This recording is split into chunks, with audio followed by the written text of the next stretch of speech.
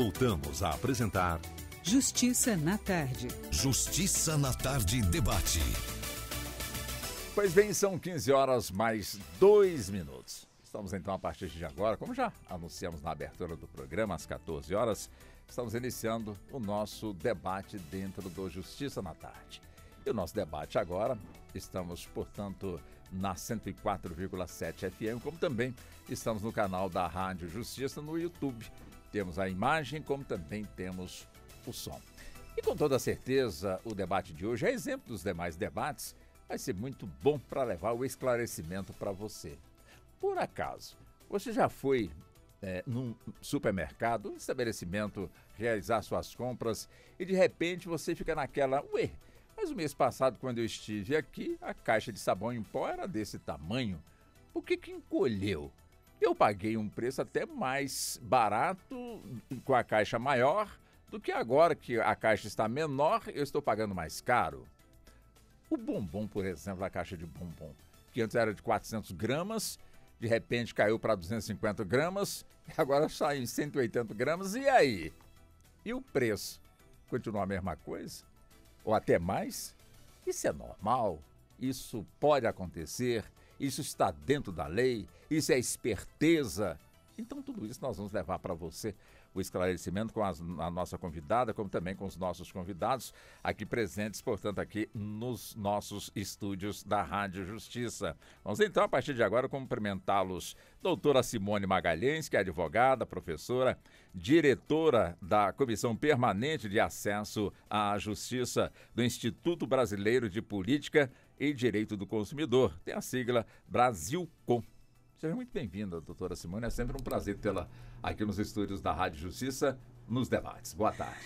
Boa tarde, Walter. Na verdade, é uma felicidade para mim sempre receber o convite de vocês, encontrar você e toda a equipe aqui do programa. Cumprimento os colegas que estão aqui na mesa que você vai apresentar e também cumprimento os ouvintes. Muito obrigado à senhora. Deixa eu cumprimentar também o professor Dr. Newton Marques, que é economista, é professor licenciado da UNB e integra o Conselho Regional de Economia aqui da nossa capital federal, como também consultor, não é, doutor Newton? Também seja muito bem-vindo aqui ao nosso programa. Muito obrigado pela atenção e por ter também aceitado o nosso convite, doutor Newton. É um prazer sempre estar aqui, Walter. Sempre que chamar, estarei presente. Muito obrigado ao senhor. Também cumprimento o doutor Paulo Cardoso de Oliveira, é servidor público federal do Tribunal Regional Federal da Primeira Região. Hoje está aposentado, mas continua como grande consumidor, né, doutor Paulo? Muito boa tarde. Boa tarde, Walter. Muito boa tarde. Muito obrigado pelo convite e por essa oportunidade de um consumidor trazer esse grande problema que você acabou de colocar. E eu estou aqui nesse papel, vendo esse papel do consumidor, daquele que está pagando, né? E está com essas dúvidas todas sobre legalidade e essa coisa toda. Muito obrigado ao senhor pela gentileza. O interessante é que diante dessa questão surgiu até uma palavra nova aí, reduflação. Aí fica todo mundo olhando, mas reduflação, o que seria isso? É uma mistura de redução com inflação, com deflação, enfim. Mas vamos então, a partir também desse assunto aqui, também entrar aí nessa questão. Mas, a grosso modo, doutora Simone, essa questão de pagar mais e levar menos, isso devido à embalagem, né, que diminui e o preço aumenta. Isso não só nos estabelecimentos comerciais, como também em postos de combustíveis, também nas prateleiras, também das farmácias, enfim. Isso é normal? Walter, não posso afirmar se é normal ou não, mas o que eu posso afirmar é que sempre promove ao consumidor e ao mercado todo, é claro, um certo rebuliço quando essas práticas começam a ficar mais evidentes. Nos últimos tempos, o consumidor ele se deparou com essa circunstância, principalmente ali nas prateleiras dos mercados, né? Ou seja, você até tocou aí nesse nome que está sendo utilizado, a reduflação. Nada mais de uma forma simplificada, do que uma redução quantitativa do produto, mas o preço, naturalmente, não vai acompanhar essa redução, ou seja, o preço ele se mantém o mesmo ou, em algumas situações, até aumenta um pouco. Ou seja, na prática, o consumidor ele começa a levar menor quantidade de produto pelo mesmo preço ou um preço um pouquinho maior. Então, é claro que quando se fala em reduflação, aqui entre aspas, né, como eu já mencionei agora há pouco, muitos pontos começam a ser debatidos, ou seja, isso é legal, não é legal, o fabricante, o comerciante, eles têm essa liberalidade de reduzir a quantidade dos produtos ou não? É uma dúvida muito comum entre os consumidores. E eu já adianto aqui que, por mais que isso não seja desejado, também não é proibido. Legalmente, nós estamos falando aqui de circunstâncias, e é bom sempre lembrar que a empresa ela tem um princípio constitucional de livre iniciativa, ou seja, ela tem liberdade. É claro que não é uma liberdade plena, né? Mas, em contrapartida, nós também temos outro princípio constitucional em voga, que é o dever do Estado proteger o consumidor. Ou seja, de um lado, a empresa, o empresário tem aquela possibilidade de decidir pelos seus atos, e de outro lado, o consumidor precisa ser protegido. Na prática, pode sim existir a redução quantitativa, mas, para proteger o consumidor, essa prática precisa seguir aí vários requisitos legais, que a gente pode comentar daqui a pouquinho. Tá certo. Professor Nilton, eu sei, o senhor é economista, brilhante economista, com toda certeza. É claro, né? A gente fica se pensando, será que as empresas, de alguma forma, utilizam desse expediente para permanecerem realmente no mercado, ou seja, para não sofrerem qualquer tipo de efeito negativo e daí ver suas finanças minguarem e acabarem, portanto, aí falindo, alguma coisa, portanto, nesse sentido. Então, através, portanto, de um estudo econômico, a empresa acha, portanto, aí uma saída, ou seja, vamos diminuir a tara, ou seja, diminuir a quantidade da embalagem e vamos elevar ou manter, portanto, aí o mesmo preço. Quer dizer, a gente pensa logo em supermercado, mas isso acontece também no botijão de gás, acontece na prateleira de uma farmácia. Quer dizer, e aí? Como é que a gente pode entender aí esse processo? Daqui a pouco eu vou para o doutor Paulo, da condição de consumidor, ver como é que ele sente aí essa questão. Mas o senhor, como economista, quer dizer, a empresa, de alguma forma, ela enxergou realmente um filão, um assunto, ou seja, para não fazer aumentar o preço que o consumidor não vai conseguir pagar ou vai ter dificuldade de pagar, então diminui, portanto, a quantidade, mas é aquela história, diminui a quantidade, mas o preço continua mesmo até mais. Como é que a gente entende esse processo, doutor Nilton? Bem colocado, a doutora Simone colocou também. O problema que eu vejo como economista, Walter, é que o consumidor acaba sendo lesado. Aí você fala, pô, mas lesado? Como é que é lesado? E é claro, ele tinha um orçamento que ele comprava com base num determinado período. De repente, ele vai em um outro período, mais na frente, e procura consumir aqueles produtos. Só que a quantidade, a tara, não é a mesma. Então, pode ser até que o gasto desses produtos pode se manter ou ser inferior, mas só que não é proporcional. Bom, esse é um problema. Então, do ponto de vista do consumidor, aí é claro que a doutora Simone vai falar, mas do ponto de vista como economista, a gente vê que o bem-estar do consumidor ele é afetado. Aí vem um lado que eu acho que é o lado do economista que é pior, que é justamente o levantamento dos preços pelo IBGE. O IBGE, todo mês, ele levanta os preços com base numa determinada quantidade para calcular o índice de inflação para várias regiões metropolitanas. E aí ele se depara com uma situação como essa, Walter. Então pode acontecer de você ter um produto que era de 500 gramas, passou para 300 gramas, só que a redução ou até foi mantido o preço. Isso vai ser captado por esses índices e mostra uma realidade diferente. Porque se ele tiver que consumir 2 vezes o produto que era de 500 e passou para 300, ele vai consumir 2 vezes. Ele vai gastar mais. Só que o índice de preço não capta isso. Então vai dar como se fosse a inflação, né?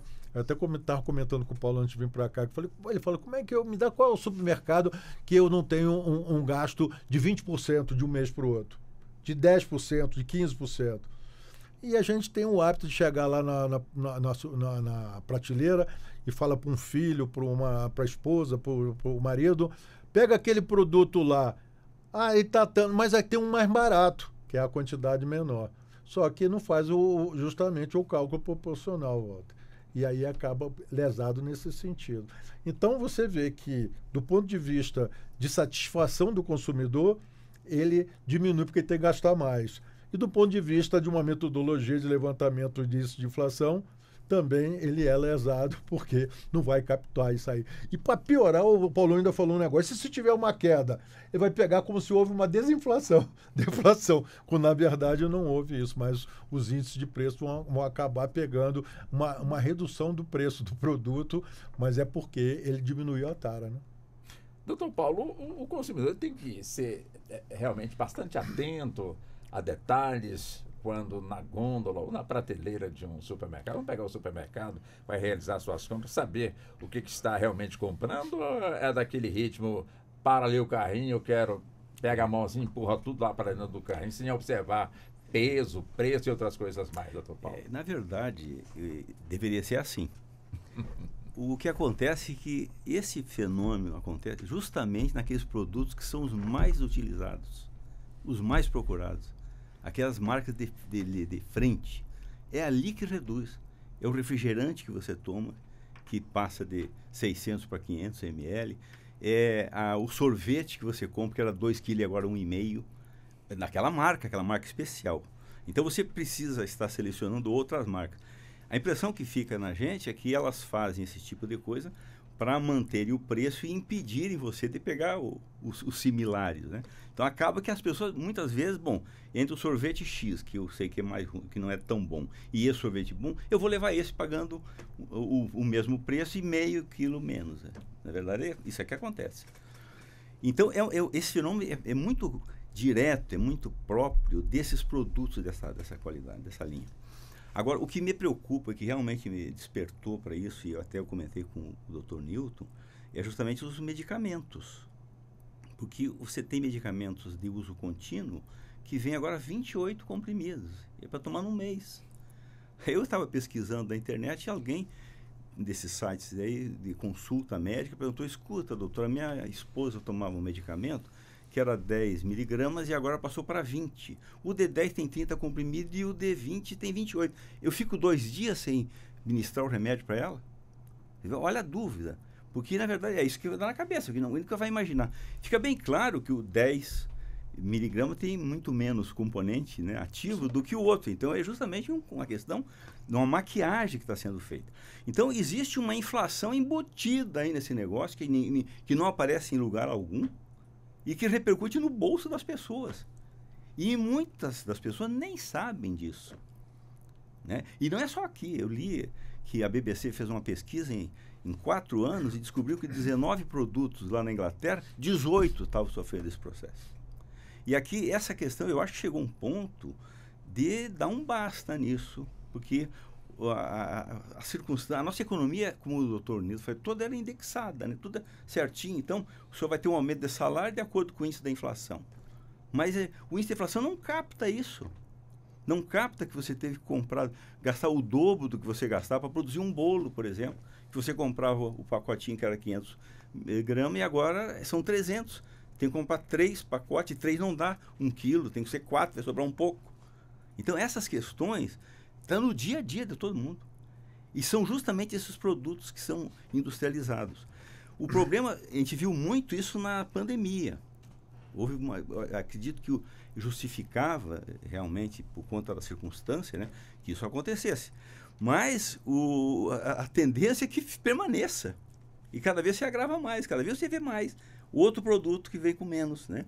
Eu fiz uma pesquisa, eu li que em 2011 os papéis higiênicos eram 40 metros. Né? Aí, da noite para o dia, todas as empresas que vendiam papel higiênico passaram a oferecer com 30. Aí denunciaram no CAD dizendo que havia um cartel. Aí o CAD apurou e uma empresa falou, não, é que o papel está um pouquinho mais grosso e mais espesso e, portanto, para dar o tamanho certinho, a gente fez isso e passou por isso. Então, ninguém atacou o problema específico. E hoje, fui comprar papel, são 20 metros. Não são mais 30. E o original era um 40. Mas quem mede papel higiênico? Ninguém mede. Você vai lá e compra, né? E o tamanho, você vê, é idêntico. Porque o rolo é enrolado com mais folga, né? Então, esse é o problema do consumidor. O consumidor precisa estar atento, mas às vezes não tem opção também. Com o remédio, como é que você vai fazer? Justamente os remédios de uso continuado, como esse que o idoso utiliza, remédio para colesterol, remédio para estômago, gastrite, eu fiz uma pesquisa aqui na internet, praticamente 2 páginas do Google só de 28 cápsulas. Só 28 cápsulas. E o preço é o mesmo, às vezes mais. Né? Então, essa é uma questão.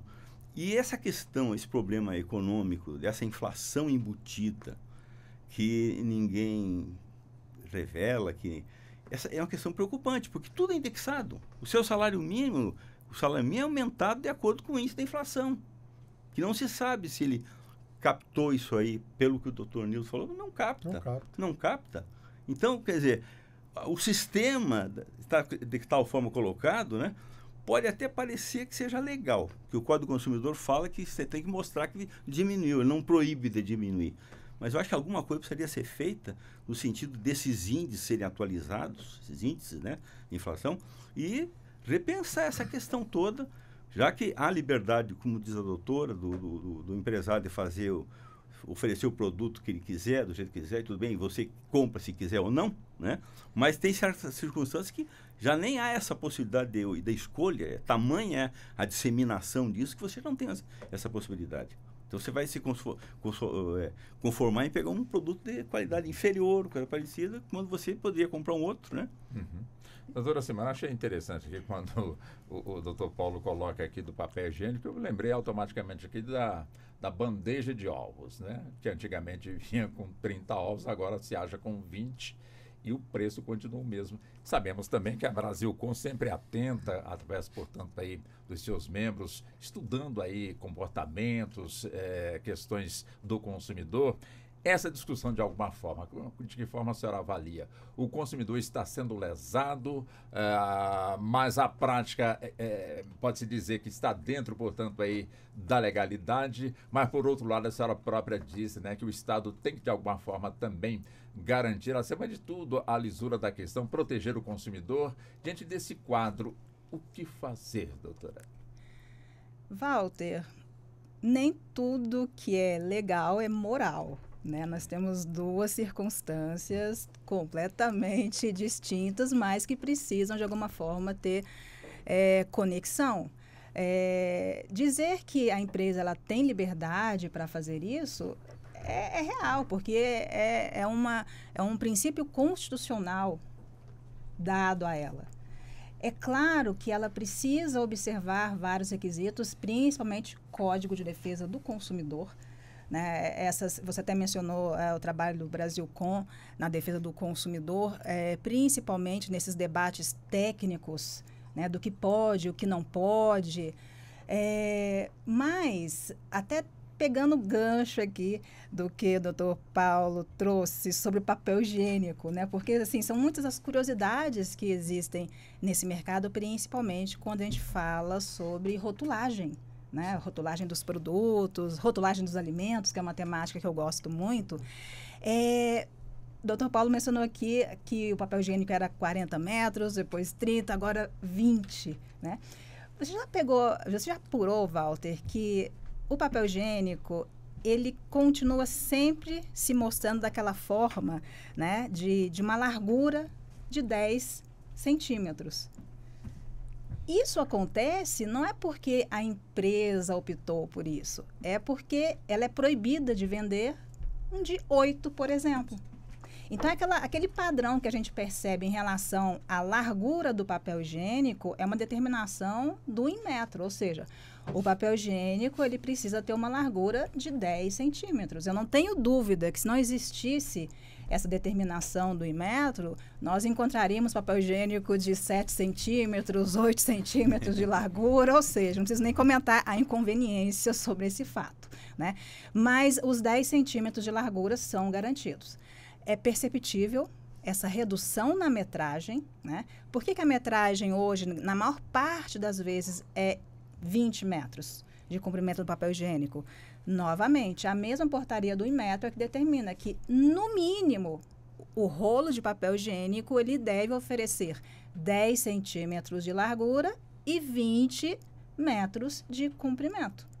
A partir de 20 metros, o fabricante ele tem a liberalidade de estipular padrões de 10 em 10 metros. Então, ele pode colocar um rolo de 20 metros, ele pode vender o rolo de 30, o rolo de 40, o rolo de 50 metros, né? Se ele achar conveniente. Mas essa análise do que ele pode fazer esbarra, aqui nesse caso específico do papel higiênico, nessa metragem determinada pelo Inmetro.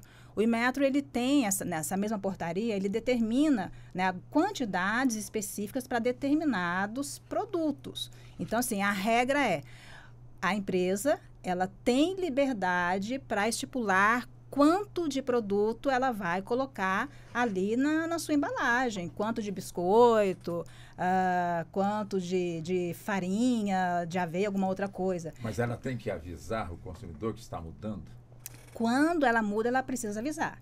Mas alguns produtos específicos, Walter, por exemplo, o açúcar, arroz, macarrão, esses produtos, eles têm determinados padrões, ou seja, determinadas quantidades. Por exemplo, açúcar branco. Pela portaria do Inmetro, ela determina que o açúcar branco deve ser fornecido em embalagens. Aí ela possibilita para o fabricante escolher o tamanho que ele quer dentre aquelas opções, né? 100 gramas, 200 gramas, 250, 500 gramas, 2 quilos e 5 quilos. O arroz, por que a gente encontra, né, o mais comum é aquele pacote de 5 quilos, a gente encontra também, né, nos últimos anos, 2 quilos, 1 quilo. Por que a gente não encontra, por exemplo, de 3 quilos ou de 2 quilos e 500? Porque pela portaria do Inmetro isso é proibido. Para o arroz existe o padrão. Esse padrão é justamente para facilitar para o consumidor essa percepção de valor, para ele poder ter esse padrão de comparação daquela marca de arroz com outros. Afinal de contas, é um item, né, que está na nossa cesta, é um item que faz parte do nosso cotidiano. Então, para determinados produtos, mas isso é exceção, somente para esses específicos da portaria do Inmetro é que desistem essas padronagens. Para os outros, infelizmente, a gente vai ficar vendo sempre essa oscilação, porque vai entrar nesse universo da liberalidade do empresário. Agora, doutor Newton, quer dizer, a empresa, de alguma forma, ela faz um estudo prévio para poder diminuir na sua embalagem a tara, portanto, dos seus produtos. Como é que essa questão é feita? Uma vez que o senhor coloca, né, e é muito importante a gente avançar também nessa questão, ou seja, o que está sendo feito ali não reflete, portanto, ali nos dados aí da inflação. Não refletindo, a pessoa termina, por isso que muita gente reclama, mas o salário mínimo aumenta e aumenta tudo junto, acaba que empata a coisa, eu não consigo comprar nada e também não consigo pagar nada, e também o outro também não consigo receber muita coisa, enfim. Como é que a economia pode, de alguma forma, nos ajudar a entender aí essa discussão? A gente, como economista, Val, tem que discutir nos grupos, no caso do Conselho de Economia, junto até com a formadora de opinião, qual seria a melhor forma que tem para justamente ajudar o consumidor. Aquilo que você falou, se tem estudo, eu acredito que a grande busca das empresas é aumentar o lucro. Tem jeito de você imaginar, nenhuma empresa, se você perguntar para ela, vai dizer, não, eu não quero saber de aumentar o lucro, não. Eu sou boazinha, entendeu? Então, eles querem aumentar o lucro. De que forma que eles vão aumentar o lucro? Bom, então eles vão procurar descobrir as formas que tem dentro da legislação para justamente não ficar exposto. Só que eles acabam cometendo algumas coisas que eu não tinha percebido, e agora com a fala do Paulo, que eu percebi. Às vezes eles querem tirar concorrentes. Aí eles começam a atuar de forma de jogo de xadrez. Como é que eu tiro aquele concorrente? Estou vendo que aquela marca lá está vendendo mais do que a minha. Então, ele vai ter que arrumar um jeito de ser criativo com base na legislação, nos padrões do Inmetro, etc, etc. Mas ele vai atuar nisso daí, vai procurar. Quantas vezes já ouviu falar de bares que não compram cerveja se não tiver os refrigerantes que eles querem empurrar? Me diga. Que é justamente uma coisa... Existe isso. Contrato de entendeu? exclusividade em algumas situações. Entendeu? Não tem, não. Aqui eu não vendo Pepsi, não. Eu vendo Coca-Cola. Mas aí a Coca-Cola porque vende bastante. Mas aí você vai ter que comprar as bebidas que estão relacionadas com a empresa que fabrica Aí a a tal da Coca-Cola. venda casada, pode? Que é mais ou menos no sistema financeiro também. Você chega lá e fala, tem que fazer um seguro, Walter. Mas eu não quero um fundo de previdência. Não, você tem que fazer, Walter.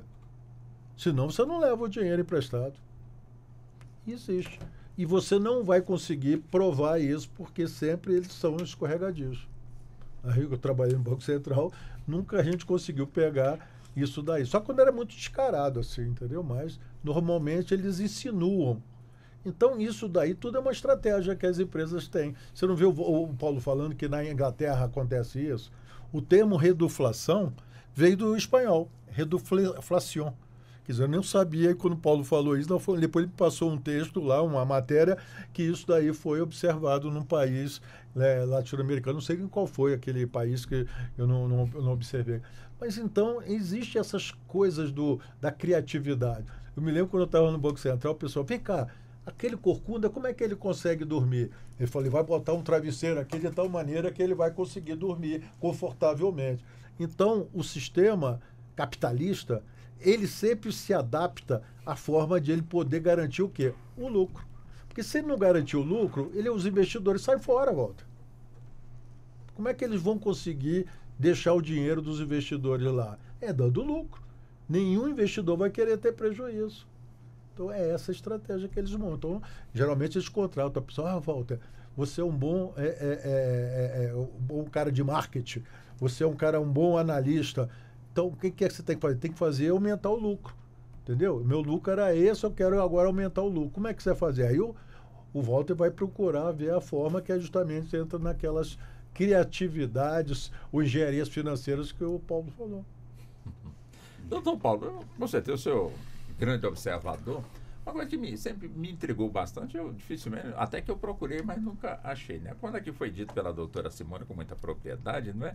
Que o papel higiênico tem que ter 10 centímetros de largura. Enfim, então existem normas e normas e normas. O pacote de café, você já achou pacote de café de 1 quilo? Nunca. Nunca. É verdade, não tem. Agora, por que será que não tem? 250 gramas a gente acha. Acho 250. Mas meio quilo não acha. Meio quilo acho, 1 quilo não acho. Ah, sim, meio quilo acha. 1 quilo realmente não acha. Não acha, não. Isso está dentro da palavra mágica aqui, reduflação, que pouca gente sabe o que vem a ser. O senhor é um dos privilegiados, porque leu e sabe que ele é, como a doutora Simone, o doutor... Não sei se tem a ver com alguma norma. Talvez a doutora seja mais objetiva nisso aí, né? Porque, na verdade, eu lembro antigamente, quando era menino, que era 1 quilo. Eu lembro que café? Era 1 quilo o café. Eu me lembro, meu pai comprava, na época meu pai era ferroviário, ele comprava na cooperativa, né? O café era moído, torrado e moído na hora, e era 1 quilo de café. Mas eu acredito que talvez seja a questão da industrialização, essa porque questão. o preço é muito caro e pouca gente teria condições de levar 1 quilo. Talvez seja isso, talvez, né? Eu conversei com um amigo meu que é especialista em café, ele falou, Nilton, se você vê café com menos de R$30 o quilo, não compra. Porque o custo de produção para produzir o café é de R$30, o custo de produção. Doutora Simone. Eu acredito que fazendo embalagens menores vai diluindo, né, essa percepção do custo, né, porque realmente fazer o consumidor, né, ter que adquirir pacotes menores, são muitos elementos que estão aqui envolvidos, né? Para alguns produtos específicos, para alguns alimentos específicos ultraprocessados, né? Até que acho interessante em termos de saúde pública, mas não é o nosso foco aqui hoje, né? Sim. O nosso foco é aqui, essa percepção realmente que os produtos eles vão diminuindo ao longo do tempo, né? O Dr. Paulo mencionou aqui, e você também, Walter, o café. Existem vários exemplos, né? O sabão em pó, né? Que antigamente também era maior, né? A caixa era maior, depois foi reduzindo para 900 ml quando é líquido, né? Então, a questão é, como é que o consumidor, no meio de toda essa circunstância, essa percepção, né? Esses que mencionamos são casos que foram ao longo dos anos, né? Como o café, como o sabão em pó, atualmente sabão líquido, né? Mas acredito que a reduflação ela fica mais evidente, por isso que estão chamando de fenômeno, né, dos últimos anos, principalmente da pandemia para cá, é porque uma quantidade enorme de produtos, né, eles começaram realmente ter uma redução. Não somente alimentos, mas a higiene pessoal também é muito perceptível isso, sabonete, nessas coisas. Produtos de limpeza. Então, a reduflação ela pode ser percebida em qualquer tipo de produto, mas acredito que esses 3 nichos, principalmente, eles ficam muito evidentes, né? Alimentos, higiene pessoal e esses produtos de limpeza, porque são itens que não dá para a gente simplesmente deixar de usar. Eles fazem parte da nossa rotina, né? E aí, realmente, a questão da liberdade de escolha do consumidor, ela fica mais reduzida, né? Porque a máxima do mercado o consumidor tem liberdade de escolher. Então, se não gostou desse fornecedor, procure outro. Ok, em determinados mercados isso é totalmente possível, né? Quando existe ampla concorrência, quando tem muitos produtos disponíveis no mercado, pode ser uma verdade, mas para outros segmentos não é. Às vezes o consumidor tem a opção ali no mercado de 2 produtos só, ou às vezes, dependendo da localidade que ele está, 1 produto só, ou dependendo do setor, é realmente 1 produto ou 1 serviço. Então, não é uma verdade absoluta que a liberdade de escolha do consumidor esteja totalmente protegida nesse ambiente aí que a gente percebe, né, de redução de quantidade de produtos e aumento ou manutenção do preço. Agora, doutor Paulo, quer dizer, geralmente as pessoas, de alguma forma, antes de irem às compras, principalmente em relação ao supermercado, faz ali uma lista. Sim. Faz uma lista, coloca mais ou menos aí a quantidade que vai levar, mas jamais na lista coloca ali o produto e o peso. Não. Né? Não faz. Seria uma tendência, ou seja, seria adequado a pessoa também buscar na pesquisa, saber qual é a quantidade que tem ali naquela embalagem, fazer uma relação com o preço, para poder, de alguma forma, buscar mais no mercado um preço mais acessível? Eu acho que sim, mas a grande verdade, como diz a doutora, é que tem produtos que não têm opção. Você vai no mercado e você traz tantas coca. Aí, eu não disse se é de 600 ou de 500, né? Você vai lá, era 600, agora é 500. E o preço é o mesmo, né? Então, é uma questão difícil, porque o consumidor, que é a vítima nesse processo, né? Ele se munir de recursos e tal. Seria uma briga você ir no mercado, fazer uma lista e colocar produtos. A senhora que faz o bolo, até que sim, porque ela faz o bolo de 1 quilo, então ela precisa comprar 1 quilo. E agora quebrou a cabeça dela, porque ela vai ter que fazer uma conta danada, porque antes era 2 pacotes, dava 1 quilo e agora... É a mesma história do remédio de 28. É exatamente do remédio. Quer dizer, a pessoa pensa, eu vou ter que reduzir a dosagem, 2 dias não toma, será que é isso? Olha que coisa absurda. E é uma questão, como é que você vai fugir disso? Como é que vai comprar outro? Não tem outro medicamento para gastrite, esses Prazol da vida, que não tenha 28. Tem que correr atrás, que tenha nenhum de 30, só tem 28. Só tem 28. Então, esse é que é o problema. Então, a grande verdade, a doutora colocou uma coisa que me deu uma ideia aqui. Essa questão da largura do rolo de papel higiênico tem norma. Acho que há espaço para norma para essas coisas também. Para medicamento, esse tipo de coisa. Algumas coisas precisam ser excluídas. Porque são coisas de uma utilidade, de uma necessidade e de um valor diferenciado. Um remédio é diferente de um pacote de um tablete de sorvete. É diferente. Quer dizer, e as opções são diferentes. Então, eu acho que essa área que nós não estamos falando, que não é bem ligada à alimentação, mas que essa área de medicamentos, que mais me causou estranheza, né? É uma área que está começando, a partir de agora, a mexer, reduzir muito nisso.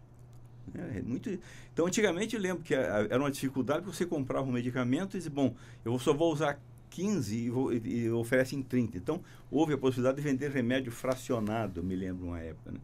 Mas agora, quando você compra, vai lá e busca o remédio, que tem que ser remédio para 30 dias, você só tem 28 comprimidos. Você tem que comprar 2 caixas do remédio para poder fazer o primeiro mês. E já vai faltar para o outro mês lá também. São 26, entendeu? Então, chega no final, você está comprando uma caixa a mais. Tem um senhor aqui até reclamou no Reclame Aqui e falou assim, olha, para a empresa de medicamento, 2 comprimidos não é nada, mas para mim é muito dinheiro, que são R$170 que eu pago a mais por ano, que a minha mulher toma remédio todo dia. E isso e não era assim, o ano passado não era assim, agora é. Então, ver, essas mudanças que houve, a grande questão vai rebater lá na economia. Porque nós estamos com a questão, existe um sistema que é tudo indexado, né? Então, a economia não capta isso. Não está captando isso. Na hora que você vai calcular o índice de inflação, eu presumo isso, não entra, como o doutor falou ali, essa parte não entra. Se reduziu. E a pessoa está gastando o dobro do dinheiro dela para comprar o mesmo produto. Coisa que no ano anterior não tinha, não era assim. Então você faz a comparação e não houve mudança, a inflação está normal. Mas, bom, então o seu salário vai ser aumentado nesse pequeno valor aqui, esse índice pequeno da inflação. Só que poderia ser muito mais, eu imagino. Então, me parece que dessas questões que nós estamos colocando aqui, tem que ter alguma coisa prática, precisa sair dessas ideias, né? Porque alguém tem que parar, estudar, ver isso, órgãos competentes, né? Para ver como fazer. Ou é uma norma que precisa ser melhor especificada, como diz a doutora, é legal, mas não é moral, né? Então, essa é uma questão séria no direito, né? Senão, daqui a pouco, as pessoas que comprarem remédio, que comprarem alimento, vão estar toda hora batendo no judiciário para resolver aplicar um princípio lá da ponderação para saber se o direito dela e o direito do empresário estão sendo observados. É um negócio que não tem sentido. Então, é preciso que haja Estado nisso aí e que esses mecanismos que medem a inflação, que são mecanismos antigos, né? Eu imagino que devem sofrer adaptações e tal coisa, sejam adequados, sejam equalizados no sentido de captar esse fenômeno, né? Então, traduzir uma coisa mais real, né? Se tiver que ter alguma providência no sentido de minimizar essa liberdade em excesso, que se faça, né? Se escolhem áreas que sejam áreas preponderantes, áreas que são mais importantes para a sociedade, né? E sobre elas incida, né? Então, evitar essa questão do medicamento é uma coisa que está nascendo agora, né? É recente isso aí, está na hora de, quem sabe, bloquear isso. Eu acho que é uma questão importantíssima, porque aí você pega a pessoa na situação mais difícil, o idoso, né? E a pessoa doente, que não tem saída, né? Então, é uma questão complexa. Aparentemente é muito simples. Não, é uma questão de quantidade, botou mais, botou menos, você opta ou não opta, mas eu acho que tem grandes variáveis aí no processo, né? Que elas precisam ser pensadas, por quem de direito. E eu não vejo isso. As ações que eu vi moverem contra, ou era por causa da cartel, ou era porque não botou o valor lá, o tamanho bem claro, aí multa de milhões em cima disso aí. Mas a grande questão é saber até que ponto isso pode ser uma prática usual. Isso ninguém está preocupado com isso, não. E pouca gente sabe sobre isso. Pouca gente vai ao mercado se preocupa com isso. Você pega e não olha. Daqui a pouco eu vou fazer uma pergunta super importante aqui para a doutora Simone, como também para o doutor Newton, como também para o doutor Paulo, mas em outra hora, né? Só dou aqui a dica. Por que o litro do Pequi só tem 900 mililitros?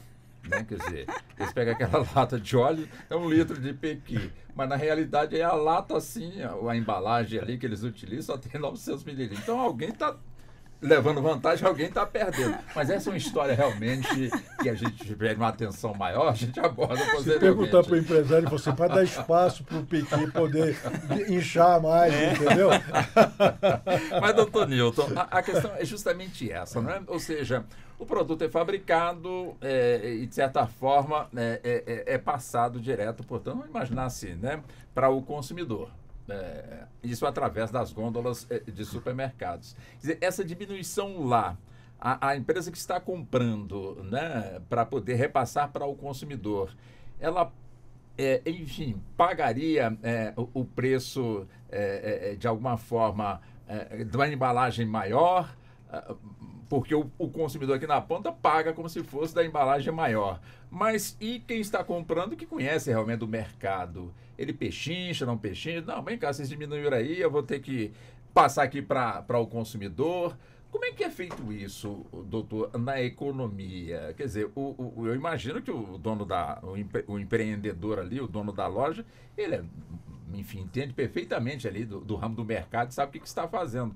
Ao passo que o consumidor, às vezes, nem sempre sabe realmente, de certa forma, fazer aí essa seleção e pagar um preço justo, até porque também não tem como, porque o preço já está ali, já embutido ali, já na marca para ele poder levar. A indústria, quando vende para o comércio, ela já diz assim, ó, meu preço é tanto. E aí ele vai colocar uma margem naquilo ali para ele vender. Se por acaso, não sei qual é o tipo de acordo, vai depender do produto, se ele não consegue vender, ele fala assim, eu tenho direito a devolver? Se por acaso eu não conseguir passar para frente, eu não sei que tipo de negociação que existe, entendeu, Walter? Mas supermercado é difícil chegar lá e falar assim, não, eu vou pagar tanto. Não. Agora, num mercadinho, na venda, você pode até fazer isso daí. Mas no supermercado não tem. Você, o preço está lá. Eu levo ou não levo? Eu levo ou não levo, que é justamente essa liberdade, conforme a doutora Simone falou. Então, tem muito disso daí. Então, o que pode acontecer é que determinadas cadeias de supermercado pode dizer para o produtor, mas esse daí eu não vou vender dessa forma que você está falando, não. Aí negocia. Aí eles podem negociar essa forma aí de colocar a venda. Mas com o consumidor não tem jeito de negociar. Agora, o que poderia ser feito é o Estado entrar para justamente aquilo que o Paulo falou, para esclarecer. Pessoal, é o seguinte, era de 300 gramas, agora é 200. Então, 300 gramas equivale a... Aí faz a continha, a regra de 3. Agora, 200 gramas tem que valer tanto. Entendeu? Aí você vai falar, isso daí não é capitalismo?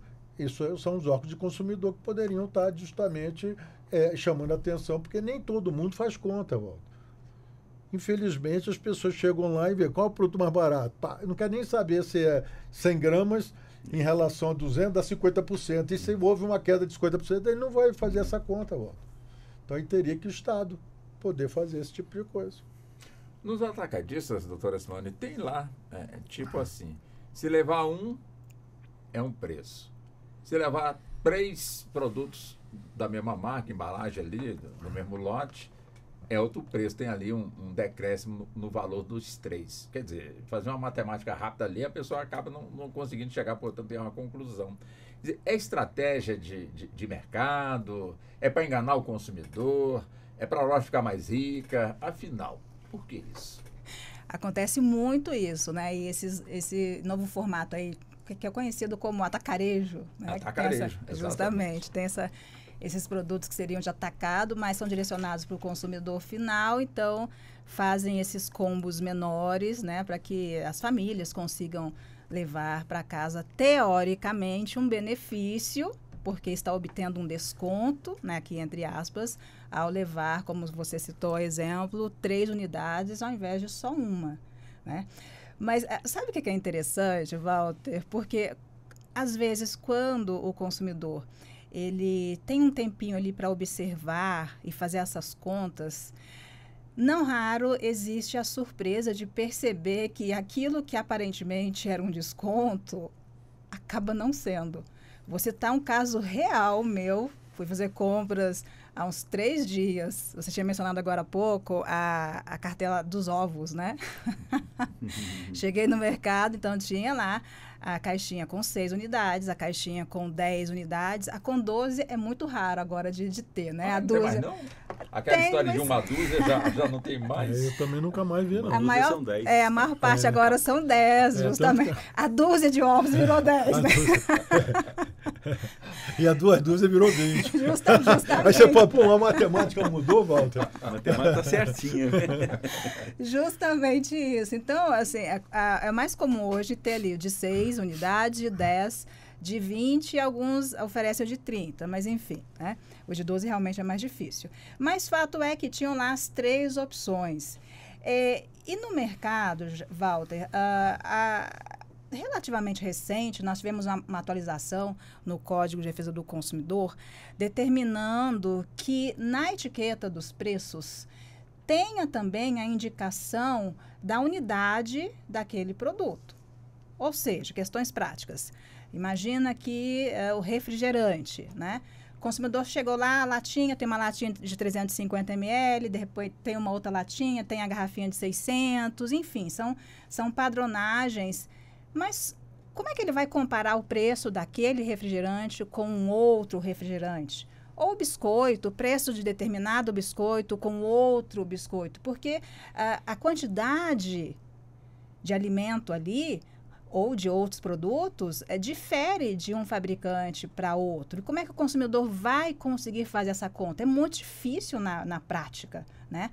Ele ter um parâmetro. Por isso que teve uma atualização no código determinando justamente que exista de forma objetiva a indicação do preço pela média, ou seja, se o produto é líquido, tá ok, tem ali a latinha de 350 ml, mas quanto é o litro desse refrigerante? Então, isso obrigatoriamente precisa estar ali na etiquetinha dos produtos nas prateleiras do mercado, justamente para o consumidor conseguir identificar o litro aqui, não somente de fornecedores diferentes, até mesmo do mesmo fornecedor, mas ele vai conseguir comparar quanto é o litro do refrigerante nessa embalagem de 180 ml, por exemplo, e quanto é nessa de 350 e quanto é na de 600, porque o preço do litro vai variar nessas 3 quantidades diferentes. Cada uma dessas etiquetas precisa dizer para o consumidor: o litro custa tanto, né?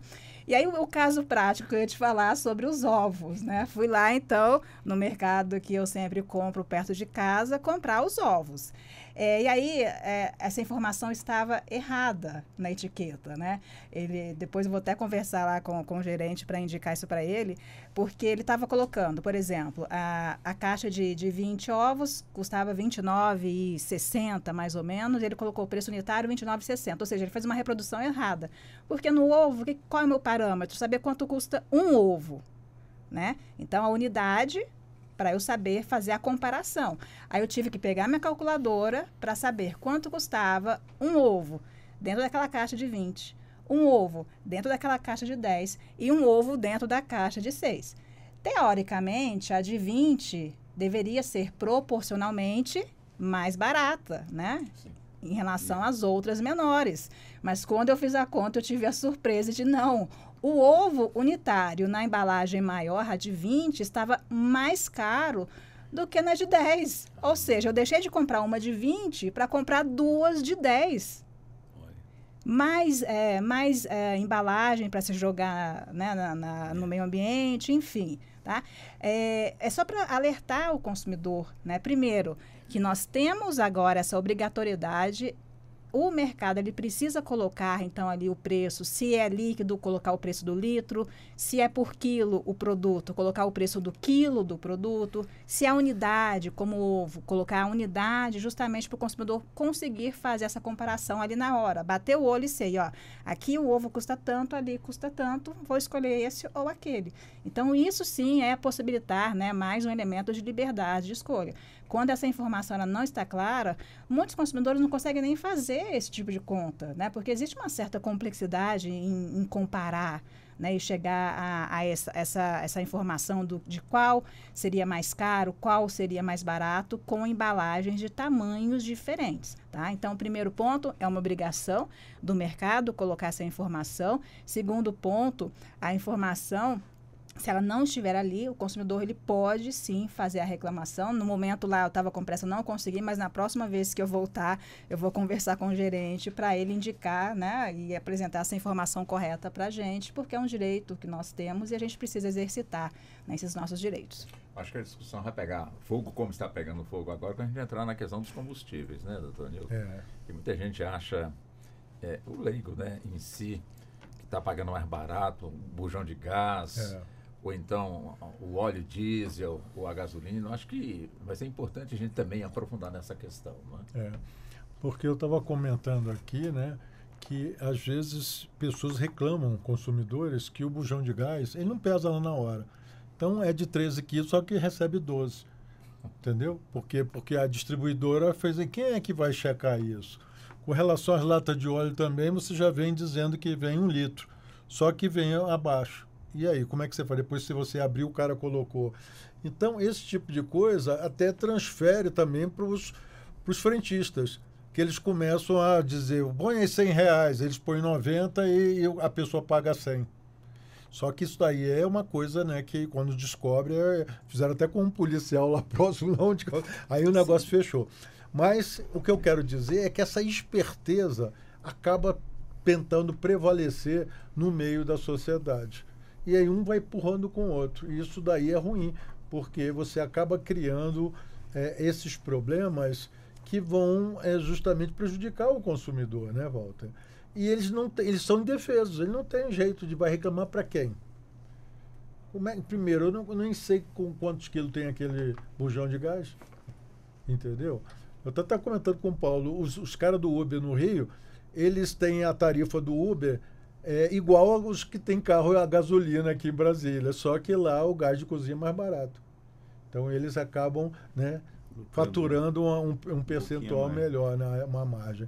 Então, o que isso daí acontece agora, efetivamente, com relação à fraude, com relação a você chegar no supermercado e falar assim, olha, tem 6 iogurte aqui, você leva e vê se amanhã. A pessoa às vezes nem olha aquilo ali e ele fala, 6, pô, se 6 a preço de 1. E aí as pessoas, então, já houve vários casos aí que a doutora pode dizer aí que são denunciados. Mas isso daí, quando é possível, eles acabam empurrando isso. Quer ver outro caso, por exemplo, que eu fico, às vezes sou entrevistado, esse pessoal aí da chamada cidade dormitório, eles vão lá e não têm condições de ficar comprando aqui, porque sai daqui correndo para pegar condução. Às vezes eles compram lá à noite e pagam um preço absurdamente elevado. Entendeu? Porque eles precisam comprar aquele produto. Então você imagina se ele vai levar em consideração isso, a reduflação, por exemplo. Eles têm que comprar o produto, porque a família tem que deixar para a família, porque de manhã já sai. Entendeu? Então, ele é obrigado a comprar. Então esse negócio de dizer que Brasília tem 2,5 milhões de habitantes, mas 4 milhões que é nessa flutuante, você imagine quantos desses 2 milhões que moram aí no chamados no entorno, quanto é que isso não representa de prejuízo e já ganham pouco. Eles já ganham pouco e ainda vão ser lesados. Né? A palavra pode ser muito forte, mas vão ser lesados por conta dos preços. Aí você fala, mas o comerciante comprou mais caro, então ele por isso tem que vender mais caro. Isso. Mas as pessoas não têm nem escolha. Ou comprar ou não comprar. A expressão, o consumidor não tem para onde correr, é válida, doutor Paulo? É complicado, doutor, mas às vezes é o que tem. Eu estou fazendo hoje meu papel vindo aqui, trazendo a público essa questão, né? Eu estou correndo atrás também, né? Porque a minha grande preocupação é essa inflação oculta. Esse acho que é o termo correto. Inflação oculta. Que é aquela inflação que não aparece e que existe, que é real, né? Então a gente faz o possível para driblar essa inflação, né? Mas é algo que é difícil de você fugir dela. Como lhe falei, o sistema todo é indexado, quer dizer, o seu salário ele depende de um cálculo da inflação, depende de um PIB que se duvida até que ponto esse PIB reflita a realidade também. Eu tenho sérias dúvidas com esses índices, porque são todas coisas, me parece, tanto índice, é um cesto de índice para cestos diferentes de produtos com pesos diferentes do qual se vê o preço. Essa é a grande equação que se coloca. Para fazer o cálculo do IBGE, são tantos produtos, ver a classe de poder aquisitivo X, o outro classe Y, assim por diante. E esses produtos todos vão refletir o consumo de uma pessoa de tantos salários mínimos, outra de tantos salários, outra de tantos, assim por diante. Quer dizer, essa questão toda, essa barafunda de índice, daí você sai... Bom, agora tem esse aqui que é o índice que reflete a inflação. Deu 0,42 agora esse mês. Quem me garante que isso é assim mesmo? E a oculta? Onde está a oculta? Onde está a inflação que eu tive que despender recursos para comprar, além daquilo que eu gastei para comprar a mesma quantidade? Porque a quantidade, meus produtos, a quantidade diminuiu. Então, essa questão, essa inflação oculta, para mim, ela decorre de uma maquiagem, né, de uma espécie de maquiagem que redunda nessa reduflação, né? Essa maquiagem que é feita nos produtos, né? Você tem produtos que o pacote é igualzinho, esses salgadinhos, mas ele vem cheio de ar. Então, você abre, ele fica pequeno depois, ele vem inflado. Se ele viesse desinflado, você via que é uma coisa de nada. É tipo aquele pastel de rodoviária, né? Que só tem uma... Pastel de vento, né? Pastel de vento, né? Então, é assim. Então, eu acho que o consumidor é o grande prejudicado dentro de tudo isso, né? Mas eu acho que para o país, para a massa de salários, para as riquezas do país, né? Para o produto interno nosso, você compara, como diz o professor Newton, com outros países, né? Tem parâmetros parecidos e tal. Será que reflete efetivamente isso? Quer dizer, são questões pequenas, aparentemente, essa questão do preço, mas que tem reflexo amplo. Reflexo amplo. Quando chega alguém e diz, olha, o salário mínimo esse ano vai ter um ganho acima da inflação de tanto. Mas esse ganho acima da inflação não computou a inflação oculta. E, portanto, ele não é real. Ele não é real. Né? Então, essas questões, eu acho que são facilmente... Tem uma questão técnica que precisa ser administrada e se verifica como fazer isso. Preservando os direitos, né, do produtor, né, mas precisa... E vendo o lado a hipossuficiência do consumidor, que é aquele que tem que comprar. É o final lá, é nele que tudo isso vai acontecer, o efeito chega lá. Doutora Simone, nós temos menos de 2 minutinhos para fechar aqui o bloco. O doutor Newton trouxe aí um assunto importante, só para esclarecer mesmo, né? Ou seja, o pacotinho de iogurte com 3, a pessoa, olha, leva 3, mas paga só 1. Mas que vence amanhã, né? O prazo de validade vence amanhã. Isso é crime? Não, isso pode acontecer, desde que o consumidor seja efetivamente informado. Ele tem que saber que está levando os 3, mas que vai ter consumido hoje, que amanhã... Justamente, ele precisa saber. Até mesmo, isso fica cada vez mais comum, já existem mercados sendo desenvolvidos, startups específicas para esse tipo de produto que está prestes a vencer.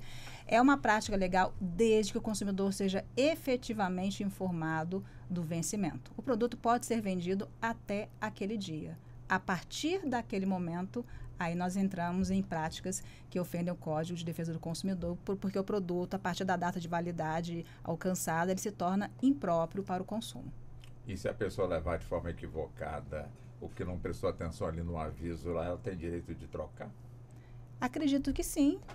Acredito que sim, Walter, porque a gente trabalha no direito do consumidor com a boa-fé e o direito básico à informação. Se o consumidor não foi informado, se ele achou que era uma mera promoção, um mero desconto, né? Mas quando ele chegou em casa e percebeu que aquela data de validade não vai servir para ele, porque de repente ele vai usar aquele produto só na próxima semana, né? Eu acredito que sim, ele tem todo o direito de voltar lá e pedir ou a troca do produto por outro, ou um crédito, um ressarcimento daquele valor que ele pagou. Tá bem. Bem, são 15h59. Peço licença, doutor Nilton, doutor Paulo, doutora Simone, para que possamos ir ao intervalo. Mas daqui a pouquinho a gente volta para termos mais uma hora de debate. Até já. Você está ouvindo Justiça na Tarde.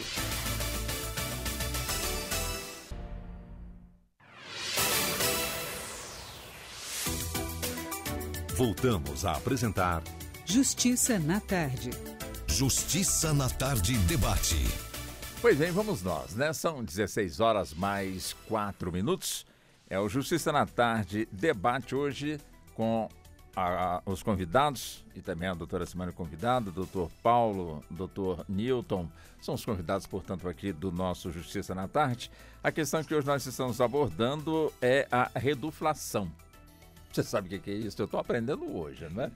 E os nossos convidados aqui nos ajudando a compreender realmente aí, portanto, este fenômeno. Ou seja, reduz-se a tara do produto em uma embalagem, mas o preço, de alguma forma, ele é compensado para justamente a inflação ser superada ou não não deixar com que alcance, portanto, a inflação. São tantas as explicações que são dadas, mas o fato é que o consumidor não tem realmente aí muito o que fazer ou para onde correr.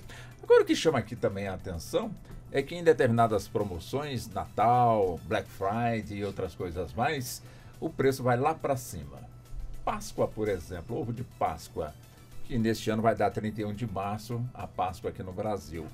Quer dizer, a pessoa chega na gôndola ou no mercado, numa loja especializada, o preço de uma unidade é lá em cima.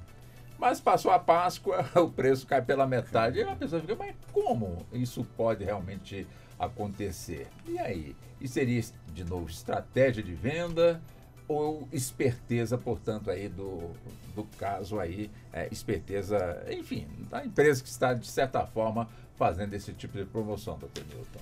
Olha, as empresas, elas aproveitam o momento, Walter. Tá? Então, tem que ganhar dinheiro, como disse o senhor, tem que ganhar lucro, ter lucro. Então eu falo assim, olha, eu não vou vender picolé no frio e não vou vender cobertor no calor. Mas lá no Rio Grande do Sul, tem uma cidade lá que vende sorvete no frio, no gelo. Frio, o sorvete quente. Mas não é a regra, é uma exceção, nota de rodapé. Então, o que acontece? As empresas vão fazer isso, Walter. Elas vão procurar ver como é que eu vou me beneficiar. Tem a Black Friday, que era Black Friday, né? Que é justamente eles aumentam. Agora, esse negócio de aumentar, isso já vem desde a época lá da inflação. Como quase todo mundo aqui é mais jovem do que eu, mas naquela época lá, que o Walter está um pouco mais próximo. Obrigado, da época do cruzado, né, Walter? Do cruzado, Sim. que houve congelamento. Então, sempre tem a preocupação, o empresário, de ser pego no congelamento. Isso aí não vai ter jeito, que ele pode achar que não vai ter mais, mas ele sempre vai colocar. Então ele põe um preço de congelamento. Aí a pessoa chega lá e fala assim, tem um desconto de 20%. A pessoa, desconto de 20%, Walter? Coisa maravilhosa. Sim, então, um empresário bonzinho. Eles trabalham. Só que o preço era os 20%, com desconto de 20%, e não aquele mais alto. Entendeu? Então, isso daí são coisas que são práticas que, como não são ilegais, podem ser imorais, eles praticam, Walter. Aí você fala, e o que compete? Compete não sei se os órgãos de consumidor, por exemplo, alertar para isso. Tem que ter algum tipo de alerta. Porque se você deixar por conta disso, o consumidor acaba sendo prejudicado. Aí, doutora Simone, vale a regra, passou o Natal, aí é que eu vou comprar o presente e dar para as pessoas que eu prometi e o preço fica mais barato?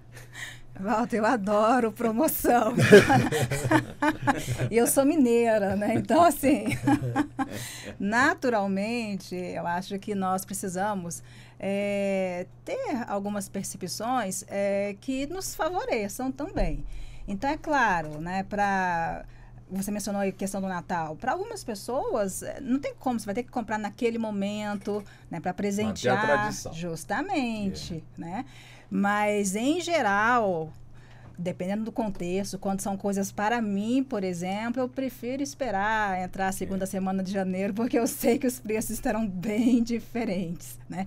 Então, assim, da mesma maneira que a empresa ela tem, né, os mecanismos de tentar obter um lucro maior, é importante que o consumidor também utilize as ferramentas que ele tiver favoráveis a ele. Então, sempre que for possível, é claro que não é sempre que é possível, mas quando for possível, né, observar, né, a possibilidade de deixar essa compra mais para frente, aquela nossa premissa sempre válida, não comprar por impulso, né, porque isso traz realmente aí, em algumas situações, uma descompensação financeira que vai ter repercussão ali dependendo do contexto, né, dependendo do consumidor, vai ter uma repercussão negativa na vida dele por muito tempo. Não à toa que um dos grandes problemas que nós temos atualmente é o superendividamento, que a gente já, né, conversou sobre isso em outros momentos, que é aquela situação que o consumidor realmente não consegue mais, né, pagar a totalidade das suas dívidas e manter a sua própria subsistência, o seu mínimo existencial.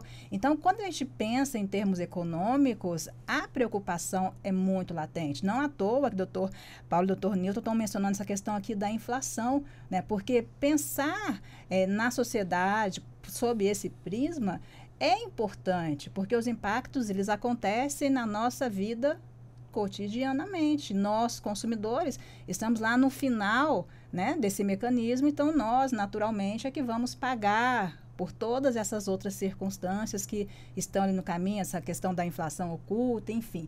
Então, sempre que possível, observe, sim, Black Friday, como você mencionou, né, é importante fazer o acompanhamento do preço antes. Então, se o consumidor já sabe que né, ele deseja algum tipo de produto específico, realmente faça o acompanhamento desse produto em meses anteriores, né? Não ceder quando for possível, é claro, não ceder ao impulso de chegar lá e comprar o micro-ondas simplesmente porque a empresa anunciou que está com um desconto ali de 15% ou 20%. Será que isso é real? Né? Nem sempre é real. Tá? Então, ficar muito atento a essas circunstâncias, porque a gente sabe que os recursos financeiros eles são limitados, a gente precisa tomar conta deles, principalmente para a grande parte da população brasileira que sofre aí para passar o mês inteiro com um salário mínimo. Então, assim, cada real vale, assim, é um momento de reflexão, se vai ser gasto ou não. Tá? Então, essa maturidade, eu acho que sim, falta muito até para todos nós brasileiros, né? Porque a educação financeira, infelizmente, é algo que não é tão comum, né, para as pessoas. É uma temática complexa, sim, mas ela é fundamental. Né? Eu sempre defendo, educação financeira é algo que deveria ser ensinado em todas as escolas, para as crianças, né, para ter essa cultura de ir crescendo, tendo essa noção, né, de custos, de gastos, de consumo consciente, porque isso vai reverberar em todas as fases da nossa vida.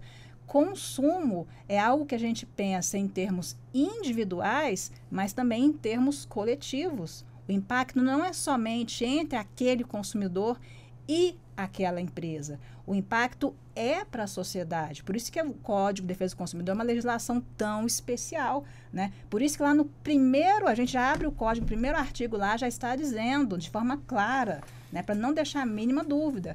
As normas que estão ali são de ordem pública e de interesse social. Por que é de interesse social? Porque não impacta somente um consumidor. Se existe uma cláusula abusiva, uma prática comercial abusiva, aquilo traz algo negativo para a coletividade, para a sociedade. Por isso que é tão importante que relações de consumo elas sejam preservadas e que a gente, né, sempre preze muito para que o consumidor ele conheça seus direitos e comece a atuar no mercado de consumo de uma forma mais proativa, porque isso vai estimular a melhoria. Eu acho que nosso país se desenvolve quando nós, consumidores, conseguimos cobrar, né, de uma forma mais efetiva dos fornecedores. Não é fácil, mas eu acho que é extremamente necessário.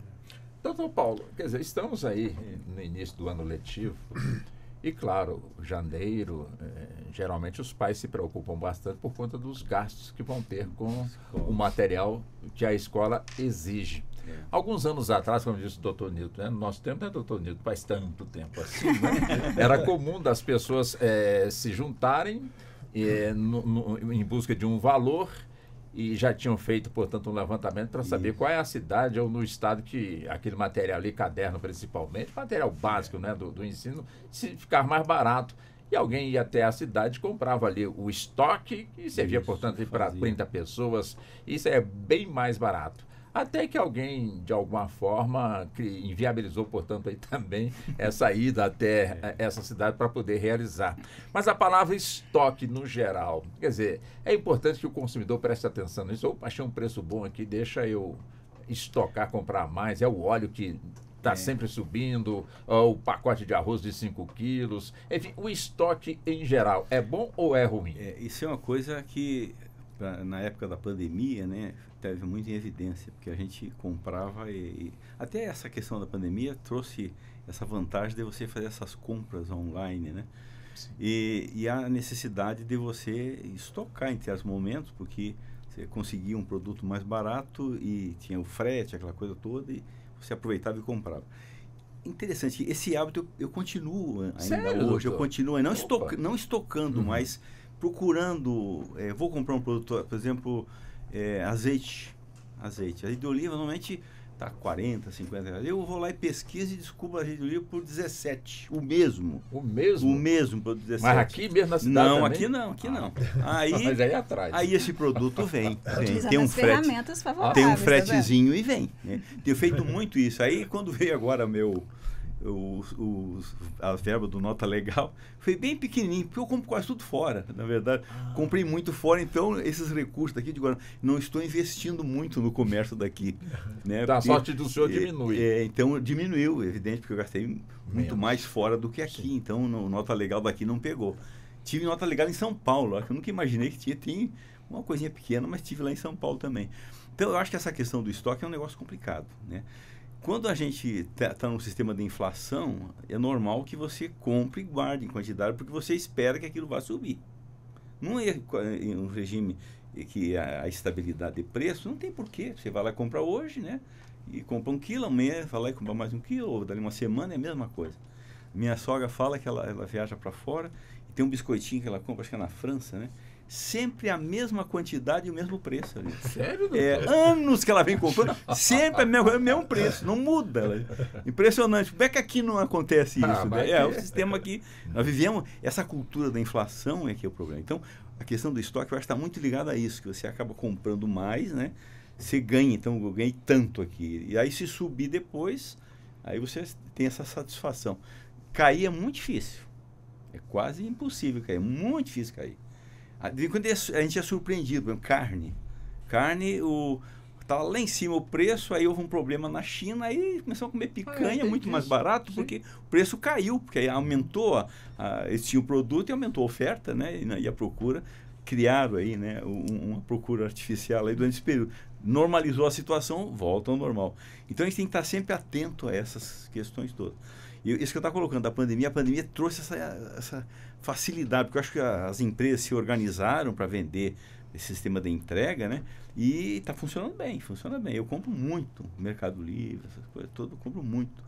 E coisas assim que vale a pena, compensa, né? Então eu acho que o estoque ainda é interessante, porque nós estamos num sistema de inflação. E os preços estão variando, né? Não protege você da reduflação, não, porque você vai comprar quantidade pequena, essa que é a verdade, né? Continua a mesma coisa. O problema continua, né? A inflação oculta, essa continua aí em cima o tempo todo. Né? Doutor, eu estou ainda nessa mesma linha, né, do estoque, como economista. O seu estoque? Olha, algumas coisas que estão que nem o Paulo. O estoque, ele favorece quem tem renda, Walter. Se chegar para o pobre e falar para ele para estocar, primeiro que ele fala assim, eu troco o almoço pela janta. Então, quem trata de estoque é a pessoa que tem renda suficiente para poder fazer uma compra a mais. Mas, quem tem renda mais alta, ele acaba fazendo esse tipo de cálculo, entendeu? Porque toda vez que você for ao mercado, você tem um custo, você tem alteração de preço, você tem toda uma história. Da embalagem. Tem essa. Agora eu vou ficar de olho nisso aí. Então, eles procuram justamente compensar essa inflação oculta se defendendo, né? Mas isso não é coisa de país que tem uma inflação estável. Isso é coisa de país que tem inflação que fica oscilando bastante. Porque se você for nos Estados Unidos, eu ficava vendo todos os filmes dos Estados Unidos e da Europa, uma pessoa que ia fazer compra no mercado com aquele saco, né, de coisa, 2 sacos aqui no máximo, e levava para casa. Eu falei, não é possível, aqui no Brasil, onde eu vou poder levar só 2 sacos? Entendeu? Então, isso é prática comum nos outros países. Ninguém compra para estocar. Por quê? Porque dá a falsa sensação, Walter, de que há uma demanda maior. A indústria, quando fala assim, faltou produto nas gôndolas. Ele falou, então a demanda está maior. Não, mas ele estocou, não quer nem saber. A demanda está maior, então vamos produzir mais, ou então vamos aumentar o preço, porque a gente não está atendendo ao consumidor, entendeu? Aos demandantes. Então, você vê que isso daí é algo que tem uma faca de 2 gumes. Eu só penso em outra palavra, né? Mas deixa para lá. Mas, doutora Simone, essa questão também do estoque, qual é o ponto de vista da senhora? Walter, em geral eu não faço estoque, né? Porque, a não ser se for realmente eu me deparar com uma boa oportunidade, aí sim faz sentido, né? Como mencionou aqui, doutor Paulo, a questão do azeite. Se eu encontrasse um azeite, né, com esse valor ou similar, certamente, né, valeria muito a pena. Né? Outros produtos também. Mas a gente também sempre tem que fazer a contextualização que aquele dinheiro que foi investido no estoque, ele está ali parado. Então, assim, são muitos elementos econômicos, né, para a gente analisar. Se eu tenho uma perspectiva de que o preço vai aumentar, ou seja, a inflação vai continuar aumentando e aquele produto vai aumentar no futuro, ok, eu tenho possibilidade de comprar, vou lá e compro, faço um pequeno ou médio estoque. Mas se eu tiver alguma perspectiva, isso também depende de questões sazonais, né, dos produtos. Se eu tenho uma perspectiva de que nos próximos tempos haverá uma redução, por mais que a gente fica esperando, isso quase nunca acontece, a redução do preço, né?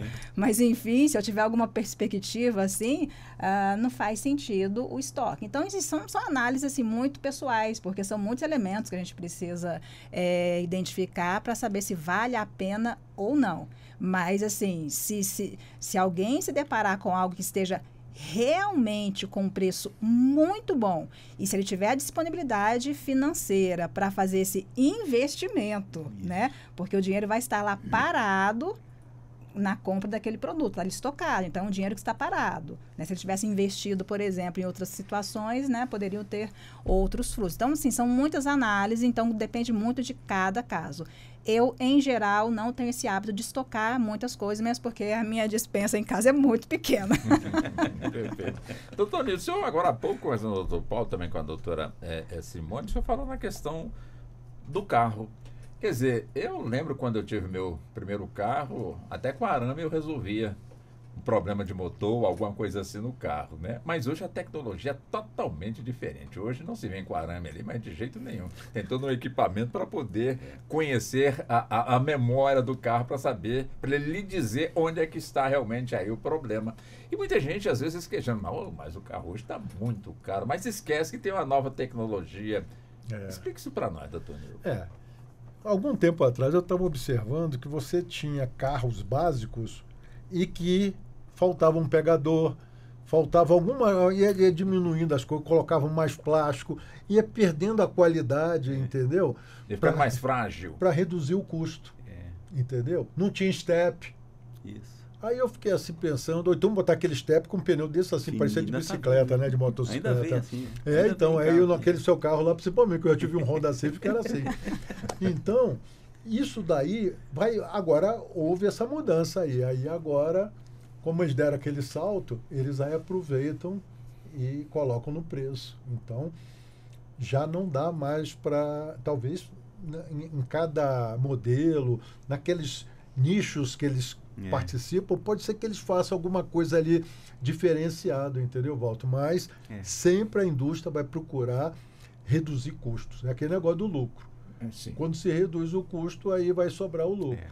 Entendeu? Então, eles procuram isso daí. Não tem jeito de você imaginar. Então, eles não fazem nada porque você é simpático, Walter. Eu, ou ela, ou qualquer um. Chega lá e eles querem saber o seguinte: eu tenho um produto aqui, se for um produto bom e que não tem... E tem outra coisa, esses produtos, esses carros, às vezes estão em filas. Não tem para todo mundo, Walter. Isso. É impressionante. Eu falei assim, eu como economista, toda vez que eu tive que fazer análise, eu falei, a fila da Porsche, da BMW, era um negócio assim para você vender por não sei quanto... para comprar daqui a 1, 2 anos. Mas nós estamos no Brasil, doutor. Nós estamos Mas no aqui Japão, mesmo, eu estou falando de brasileiros. Eu não estou falando no exterior, não. É brasileiro. Gente que tava na fila para comprar esses carros Estava na caríssimos. fila, caríssimo. Entendeu? Então, essas coisas, que nem os ônibus não, os aviões. Eu chego fazer um voo, tá tudo cheio, Walter. E o preço Tanto faz aqui dentro como lá no exterior. Aí depois, a passagem subiu, claro, tem demanda. A demanda pressiona. É a lei da oferta e procura. Essa não foi revogada ainda. Doutor Paulo, e aí? Pois então, e onde está o carro popular? Cadê? Pois é. Você não encontra... Eu já nem sei qual é o valor de um carro popular. Eu acho que não, já não deixou tem, de ser popular há muito tempo, o Não valor, existe né? mais, né? Acho que é por volta de 70, 80 mil é o carro mais barato que você encontra. Não tem carro popular, acabou. Não existe mais carro popular. 70 salários mínimos. Imagina, popular. Ele está aí, o carro, quer dizer, o que era o modelinho, mas o preço está lá em cima. Então há uma disparidade muito grande, né? Eu viajei em 2022, estive na Espanha e andei num carro igualzinho o meu, idêntico, né? Esses híbridos, né? Lá custa em reais 140 mil, aqui no Brasil custa 190 mil. Eu me questiono, como é que pode isso em euro? É um carro japonês, não é fabricado, não é um carro espanhol. Eu não sei qual a lógica disso também. Por que o carro lá, idêntico ao meu, custa menos do que aqui? Só é montado lá. Se a moeda de lá vale 6 quase, e a nossa aqui, da nossa. É umas coisas que eu não consigo entender. É difícil entender isso aí. Se fosse um fabricante, Estados Unidos, né, que fabricava carros, comprava 10 mil dólares, comprava um carrão lá e tal. Mas eu estou falando de um país que é um carro japonês, né, que é igualzinho aqui do Brasil, e aqui custa 190 mil e lá custa 140. Mas como pode isso? Isso eu falei com um rapaz do Uber, estava dirigindo lá. É difícil entender isso, né? E alguns explicam, deve ser a questão de tributos. Né? Deve ser tributo, né? Deve ser um tributo muito elevado em cima do carro e tal, que lá talvez não tenha isso aí. Né? Então, essa questão aí a preocupação com o social, né, com relação, me parece que houve um esquecimento disso aí, né? Teve uma época que todo mundo tinha seu carrinho. Agora está todo mundo com moto. E agora bicicleta com motor, vi hoje, prenderam um monte de bicicleta com motor, que não pode ter, porque pega uma bicicleta, não tem legislação, e bicicleta que o freio é de bicicleta, então não suporta para segurar, né? A polícia está prendendo vários, viu uma batida aí, né? Passou na televisão. Então, essa questão precisa ser...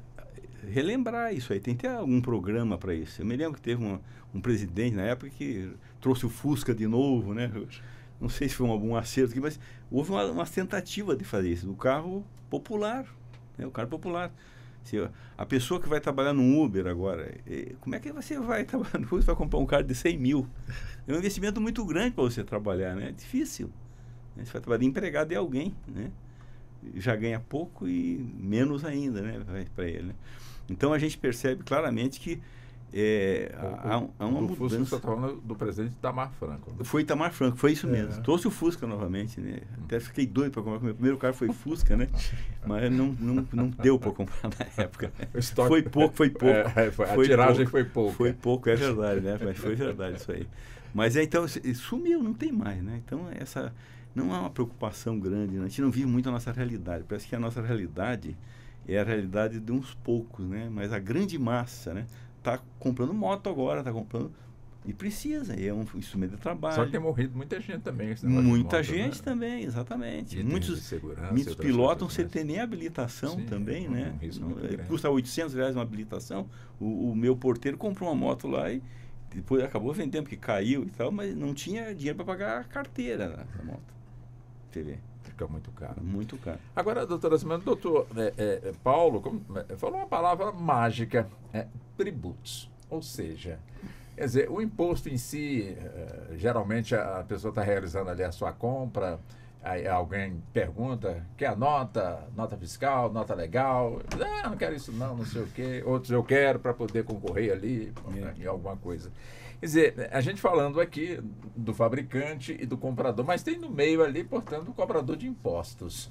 Quer dizer, essa questão, de alguma forma, ela é bem debatida? É uma pergunta para o senhor também, viu, doutor Nilton? Ela é bem, assim, assentada, o consumidor entende perfeitamente, ele sabe que tem que pagar realmente aquele imposto, se é muito ou se é pouco, ele entende por que há essa diferenciação, doutora Simone? Walter, como nós temos muitos impostos, eu acredito que o consumidor ele não tenha essa real percepção de todos os impostos que impactam aquele produto que ele está comprando ali naquele momento. Né? Infelizmente, a gente não tem muito essa... Acho que é uma questão de consciência cidadã, saber sobre tributos.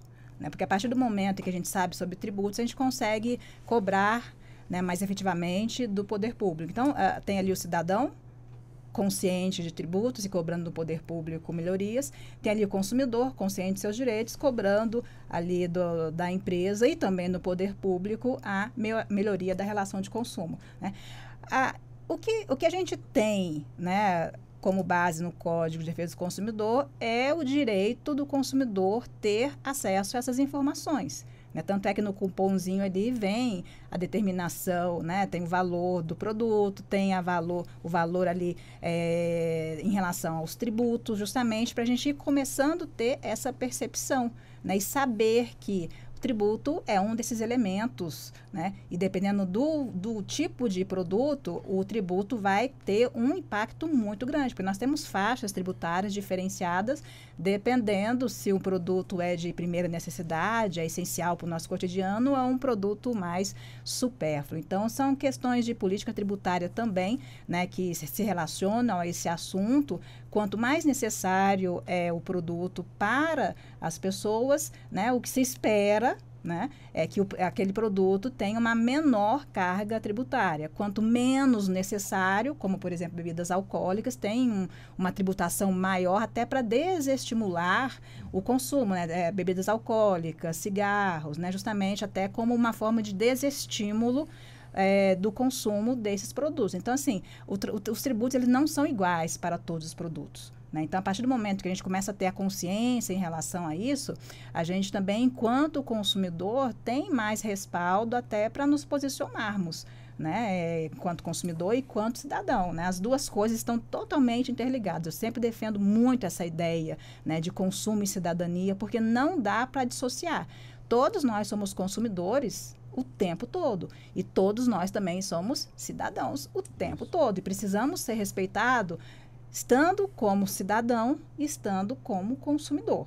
Então, é uma determinação do próprio Código de Defesa do Consumidor, né, que o consumidor tem o direito de saber os tributos que incidem ali naquele produto ou serviço que ele está adquirindo. Doutor Nilton, tem postos aqui na capital federal, não sei se é o sindicato dos postos, dos donos de postos, ou se é um posto, que às vezes faz uma promoção, tipo assim, retira todos os impostos que são cobrados e vende, portanto, o litro da gasolina praticamente assumindo para si aquele imposto que o consumidor teria que pagar. Então, a própria empresa banca, portanto, ele para mostrar para o consumidor realmente o quanto é que ele paga realmente aí de imposto. Ou seja, e é evidente que desde o tempo de Cristo se fala muito nessa questão da cobrança de impostos, se é justo, se não é justo, mas pelo menos para que uma nação possa caminhar, o dinheiro tem que vir de alguma forma. Mas especificamente no combustível, né, que é um ponto que eu também gostaria de avançar mais também com o senhor, dentro dessa questão, né, de diminuir, portanto, o produto, aumenta, portanto, aí o preço, não é o caso da gasolina, mas tem alguma coisa que se mexe ali, ou que pode se mexer, que de alguma forma poderia baratear o combustível para o consumidor? De forma fraudulenta tem, né? Infelizmente. Você mistura água na gasolina, ou mais o percentual do etanol, você acaba barateando, dependendo, por exemplo, agora o etanol está barato. Então, se por acaso você adiciona mais... Mas nos postos, de certa forma, criminosos, né? Não, é isso que eu estou dizendo. Então, eles se aproveitam de determinados momentos e fazem isso. Não fazem como uma prática, porque senão são denunciados. Logo, logo os carros vão começar a acusar, né? Mas aquele caso que você falou do empresário que avoca a si a cobrança do tributo, em vez de deixar para as pessoas, às vezes é uma jogada de marketing que ele quer fazer, entendeu? Teve aqui um momento aqui, que eu me lembro que tinha um posto aqui, que ele combatia o cartel. Então, eu depois tive a oportunidade de conversar com o filho dele, que estava assumindo os negócios. Então, ele falou, olha, o custo do combustível é esse. Os outros, quando cobram a mais e tal, e eles fazem um acerto lá no sindicato. Quer dizer, então, esse negócio dos cartéis, do cartel de combustíveis aqui de posto, existia. Não sei se ainda existe, mas existiu. Aí eu me lembro que eu comentava isso com alguma pessoa e a pessoa, mas como que eu vou saber? Eu falei, se você tem 2 postos, um que tem uma rede grande, outro que tem uma rede pequena, e pagam combustível de forma diferenciada, porque um é faturado, tem algum tipo de benefício, o outro tem que pagar à vista, é claro que isso daí acaba tendo um preço final diferenciado, mesmo que eles cobrem o mesmo preço, Walter. O custo é diferente, entendeu? Então, é isso que acontece. Então, eles se apropriam disso e vão expulsando os concorrentes, porque também a prática desleal, a concorrência desleal, ela também acaba sendo nefasta para a economia. Porque quando você tem mais postos que podem praticar preços livremente, isso é melhor para o consumidor. Sim. Se a gente deixar os cartéis funcionarem, como funcionou aqui em Brasília, isso daí ele acaba sendo ruim, prejudicial para o consumidor, né? Bom, então, com relação os postos de gasolina, a gente vê que tem um outro caso também que eu vejo muito é vender gasolina aditivada. Depois eu fui conversar com o pessoal que ele fala que a aditivada é igual ao comum. Aí eu descobri que a aditivada ela tem ela evapora mais rapidamente do que a comum. Eu não sabia disso. Depois eu falei, não, eu só quero comum aqui. Mas a aditivada tem suas vantagens. Eu falei, mas eu quero. Então, essas coisas vão sendo umas práticas que eles vão, né? Eles vão vendo as vantagens, Walter, e vão empurrando. Se tiver de cada 10, 3 caiu nesse conto, já para eles é uma coisa muito boa. Então, infelizmente, são os órgãos do consumidor, entendeu? É o código do consumidor, tem que estar toda hora mostrando para eles assim, entendeu? Mas, infelizmente, eles acabam, né, tendo formas de poder iludir o consumidor e acaba acontecendo. Que nem colocam lá uma flanela na hora que você está vendo qual é o preço e cobra um valor diferente do que estava lá. E agora não, agora fica assim, ó, dá uma olhadinha lá, deixa eu olhar. Aí eu olho quanto é que eu vou pagar. Mas tem essas coisas que acontecem, infelizmente ainda. E olha que aqui é a capital do país. Imagina no interior, Walter. Quando o pessoal fala, por que em Goiás a gasolina é mais barata? Aí você fala, não é possível. Aí o pessoal diz, é porque eles têm uma liminar para não pagar o tributo. E aí consegue vender. Outros é porque a gasolina é batizada. Entendeu? Então você tem de tudo, Walter. É interessante também, se eu falando na questão do posto de combustível, a doutora Simone acho que vai lembrar desse detalhe, quando nos postos tinham o preço do litro da gasolina, vamos colocar assim, R$ 4,58,99, uns centavozinhos ali, ou então o centavozinho era desse tamanho, mas o preço era bem pequenininho. Enfim, o fato é que o doutor Marcelo Nascimento, que é o diretor do PROCON, as denúncias foram feitas e ele imediatamente entrou, portanto, em ação e acabou com aquela história de colocar os centavozinhos ali, que de alguma forma confundia muito aí, portanto, aí o motorista. Quer dizer, os órgãos de fiscalização, os órgãos do consumidor, exemplo do PROCON, a pessoa sabendo de alguma forma fazer chegar a sua reclamação, funciona, doutora Simone? Funciona bastante. Infelizmente, Walter, a nossa realidade é que nós temos excelentes instituições de defesa do consumidor, mas elas têm um alcance limitado em relação até mesmo quantidade de pessoas atuantes.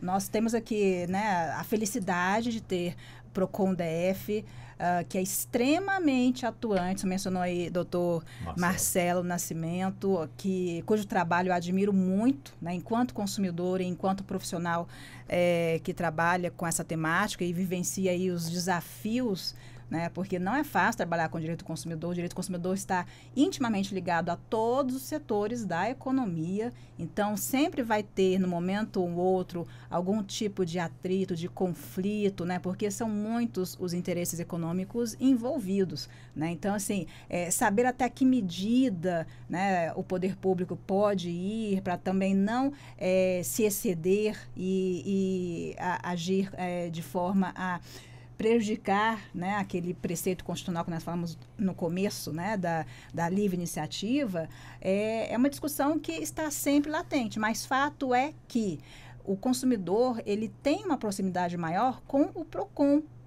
mas infelizmente não é em todas as localidades que nós temos PROCONs. Nós temos aí mais de 5.700, estou fazendo aqui um arredondamento, né, municípios no Brasil, e são aproximadamente 900 PROCONs. Nossa.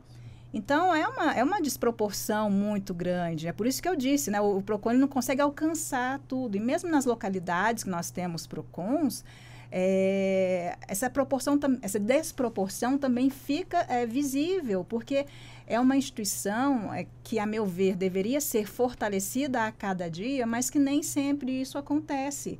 Então, nem sempre tem servidores públicos suficientes. Muitos PROCONs, há mais de uma década, não faz concurso público, né, para preencher os cargos que estão vagos. Então, naturalmente, cada vez vai diminuindo a quantidade de servidores e isso é muito prejudicial para consumidores e para todo o mercado, na verdade, né? Porque a partir do momento em que a gente não tem uma atuação direta e ágil, né, do poder público, no caso aqui especificamente do PROCON, a gente começa a ter muitas distorções.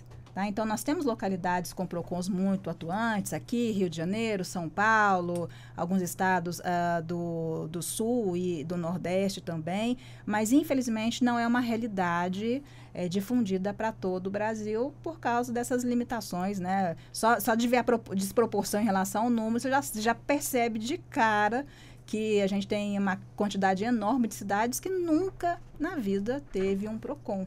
Então, às vezes tem que ir para a capital. Imagina, o consumidor fica cada vez mais vulnerável nessas situações, porque ele não consegue nem ter acesso àquele órgão, àquela instituição que deveria estar ali atuante para defender os seus direitos, né? Mas isso são questões, infelizmente, do cotidiano, limitações né, de recursos financeiros do poder público destinado para essa instituição, que para mim é uma das mais importantes que a gente tem e que deveria sim, né, estar sempre ali nesse planejamento do poder público, né, investir cada vez mais nos PROCONs do Brasil, tanto avançar a quantidade quanto instrumentalizar mais os que já existem. Só no início a gente abordou a questão dos medicamentos, né, doutor Paulo, onde nas embalagens, às vezes ali, ela foge, portanto, aí daquilo que foi prescrito pelo médico, ou seja, tomar X comprimido em determinado tempo. Aí a pessoa faz as contas ali, sempre a embalagem vem mais... Ou então vem menos para poder comprar, portanto, 2 caixas ou 2... enfim, é um assunto que, de alguma forma, ele é sempre posto, é sempre reclamado, mas eu imaginaria por que não se encontra uma solução, doutor Paulo? É difícil entender o porquê. O setor farmacêutico, o setor é muito forte, né? Acho que existe um lobby muito forte deles, no sentido de legislações favoráveis, né? Porque a gente não vê essas mudanças que estão acontecendo, nem crítica eu vi até agora desses 28, essa redução de 2. Não vi ninguém falar sobre isso. Foi naturalmente, uma cartinha ou outra de alguém que mandou, mas geral, assim, da imprensa, coisa parecida, ninguém fala sobre isso, né? Então, a preocupação hoje é com outras questões, né? São menos relevantes, mais pontuais, assim. Então, eu acho que essa questão que a doutora coloca desse espécie de abandono, eu vejo isso como abandono, essa questão dos PROCON, né? PROCON, você tem 6 mil municípios, só tem um sexto disso. É um absurdo um negócio desse, né? Então, tem que ter mais esses órgãos. Às vezes, a gente usa muito também, se vale muito dos reguladores, serviço público, telefonia, por exemplo, agência reguladora, né, Anatel e coisa e tal, para tentar resolver algum problema. Às vezes a gente consegue resolver, né? E o PROCON. E eu vejo muito ajuizamento também de ações. Então, o judiciário está sendo demandado. Eu acho que não precisaria estar sendo assim, por questões pequenas. Esse juizado de pequenas causas abriu uma porta muito grande para esse tipo de coisa, né? Então, é uma coisa que o empresário, às vezes, ele paga para ver, porque diz, olha, eu vou vender, sabe que pouca gente vai ter condições de recurso de procurar a justiça e fica por isso mesmo. Não tem o órgão de defesa, né? Então, você fica órfão, fica perdido com relação a isso aí, né? Então, essa questão que eu trouxe de início, essa questão do medicamento, eu acho uma questão crucial. Nós estamos falando de uma questão de máxima utilidade pública, né? Você vê o preço dos medicamentos são altíssimos, né? Tanto que o governo tem que bancar alguns laboratórios de alto custo para as pessoas poderem se valer e as pessoas reclamam que não tem os medicamentos, também é difícil repor isso aí tudo, né? Mas você entra numa questão básica, quer dizer, você reduz a quantidade. O padrão sempre foi 30 comprimidos.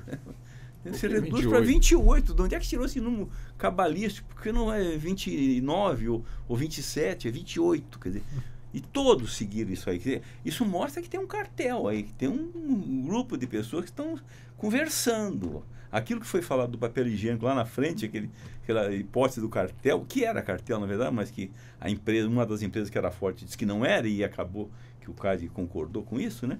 Então, isso está acontecendo também. Então, Aí você vê alguém que não tem força nenhuma, o hipossuficiente do consumidor, e não tem mecanismos, são raros os PROCONs para ele buscar, né? Então vai ter que se virar, vai procurar o judiciário quando tiver algum esclarecimento e condições financeiras.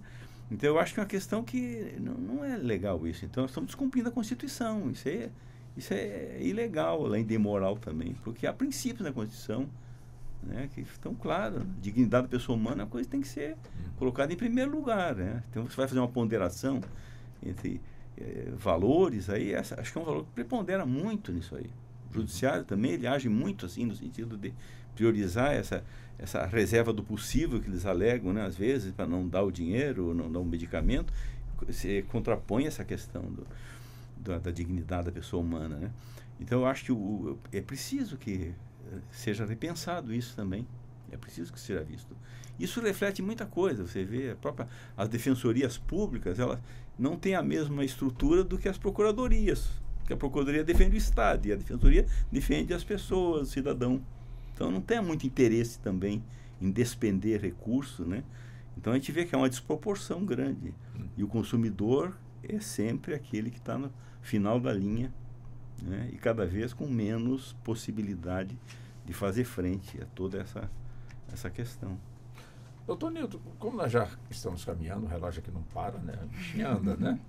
Vamos fazer o seguinte, eu deixo 3 minutos, um pouquinho mais para cada um dos senhores, como também para a doutora Simone, para ser colocado aquilo que o senhor acha que é importante ser colocado aqui, pela importância também do que já foi posto aqui durante praticamente as 2 horas do programa. O senhor fica à vontade nos 3 minutos, se passar um pouquinho, não tem, o Neto vai deixar, não tem problema. Que bom, Walter. Walter, eu acho assim, essa preocupação que foi trazida hoje, graças ao meu amigo Paulo Cardoso, que chegou e falou, Nilton, tem essa questão. E eu tomei... E deixa eu só colocar, essa pauta que nós estamos abordando foi o doutor Paulo e o doutor Nilton que sugeriram. A doutora Simone topou na hora também vir para o debate. Isso é bom, né? Então, todas as vezes que você trata, eu vi você, por exemplo, antes da gente começar, você falando sobre o ganho de um consumidor com relação a esses telemarketing. Tá. Eu quase que eu fui falar, não vou falar na hora aí não, mas eu também sou vítima disso. Não sei se foram 80 por dia, mas eu já bloqueio. Então toda vez vai para o meu... Então quando eu abro meus telefones recentes, tá aquele monte de 0300, os números lá que eu vou bloqueando, alguns eu não consigo bloquear. Então eu acho assim que esse trabalho que está sendo feito aqui, Walter, de esclarecimento para o nosso ouvinte, ele é muito precioso. Você entendeu? E levantar assuntos como esse, por exemplo, que as pessoas já ouviram falar, mas falaram, vem cá, ninguém nunca discutiu isso daí. Então, quantas pessoas, quantas mil pessoas estão nos ouvindo e estão pensando sobre, realmente, da próxima vez que eu for ao supermercado, que eu for ao posto de gasolina, que eu for a uma farmácia, eu vou ver isso daí. Então, eu acho que é muito importante esse esclarecimento ao nosso ouvinte, porque eles às vezes estão muito distantes, Walter. Eu me lembro que tinha uma rede de rádio no Brasil que disse que ela alcançava 100 milhões de pessoas. Eu falei, opa! Eu falei assim, potencialmente. Não quer dizer que 100 milhões, eu já estava toda animada, né? Mas então, você imagina uma região longínqua do Amazonas, captava aquela rádio. Ele tinha essa informação. Você imagina como é que ele está sedento, ávido de ter uma informação como essa, e ele não sabia que estava sendo discutido, que foi discutido algo parecido. Então, eu acho que é muito importante esse esclarecimento, né, de defesa para o consumidor. Tudo que está relacionado com a defesa do consumidor é importante ser abordado. E a gente buscar saídas. Eu falei para o Paulo, eu vou levar esse assunto lá para o Conselho de Economia, porque isso tem que ser discutido, isso daí, entendeu? Porque tem gente lá que é da antiga Codeplan, que é o que mexer com o índice de preço, e tem muito contato com o IBGE. Então, tem gente lá que vai conversar no Conselho Federal de Economia para tratar dessas questões. Então, são coisas que não aparecem, mas que tem que ser tratadas porque é importante, mexe no bolso do consumidor. Outra coisa que o Paulo falou, que eu vejo como problema, são os planos de saúde. Você vê que tem reajuste de plano de saúde, isso aí mata com as pessoas que têm plano de saúde, e tudo que eles justificam lá vai para a ANS e passa. E a pessoa paga um valor que não necessariamente reflete os custos, mas sim é da organização que existe das associações de planos de saúde. Outra coisa, médico receita também medicamento que ele sabe que não tem aquela quantidade e vai sobrar ele mesmo assim. Então, por que ele não chega e faz, vamos fazer o seguinte, vamos procurar junto a algum órgão competente para que seja produzida essa quantidade, porque senão é um desperdício. Eu me lembro que toda vez que faz um exame de não sei se é tomografia ou ressonância, eu tenho que tomar o Dulcolax, não tem aquela quantidade que eles falam lá, sempre sobra, entendeu? Outra coisa, eu tenho um plano de saúde do Banco Central, que sou aposentado, e eu estava vendo lá que todas as vezes, tudo que eles gastam, ou dizem que gastam, é por conta deles, nada é checado, e manda a conta para o Banco Central.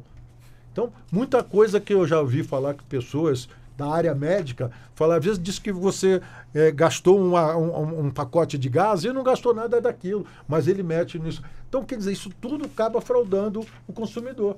De alguma forma, nós vamos pagar isso, Walter. E se a gente não discutir isso aqui, formas de a gente poder ter os órgãos de controle, de fiscalização e de esclarecimento à população, a gente não vai sair dessa mesmice e vamos continuar sempre sendo uma republiqueta. Doutora Simone, também fica à vontade nos 3 minutos, doutora Simone. Walter, eu vou aproveitar aqui, já que falamos sobre reduflação e que essa informação ela deve estar na rotulagem dos produtos, esclarecer para os consumidores aqui, para os ouvintes, como é que essa informação obrigatoriamente deve estar. Tá? Nós temos aí uma portaria, né, do próprio Ministério da Justiça, porque lá no Ministério da Justiça fica a Senacom, que é a Secretaria Nacional do Consumidor. Então, nós temos uma portaria de 2021 trazendo esses elementos, mas, na verdade, ela veio revogar uma outra portaria anterior, ou seja, desde 2002, nós já temos a determinação de como essa informação deve ser. Então, atualizada desde 2021, o que eu falo aqui para os consumidores ficarem atentos, né? Quando houver redução, pode ser também aumento, tá? Essa portaria vale tanto para redução quanto para aumento da quantidade de produto dentro da embalagem. Mas, na minha experiência, até hoje eu não vi essa situação do aumento da quantidade. Se alguém tiver, né, algum caso concreto, gostaria muito de saber, porque geralmente é a redução. Então, a informação tem que estar ali de forma clara para o consumidor no painel principal, ou seja, na parte da frente da embalagem. Obrigatoriamente deve informar quanto é que o produto tinha, por exemplo, aqui um biscoito de 100 gramas. Então, o peso original 100 gramas foi reduzido para 80 gramas, por exemplo. Então, tem que ter o peso anterior, o novo peso com a redução, e aí, a redução ou aumento, né?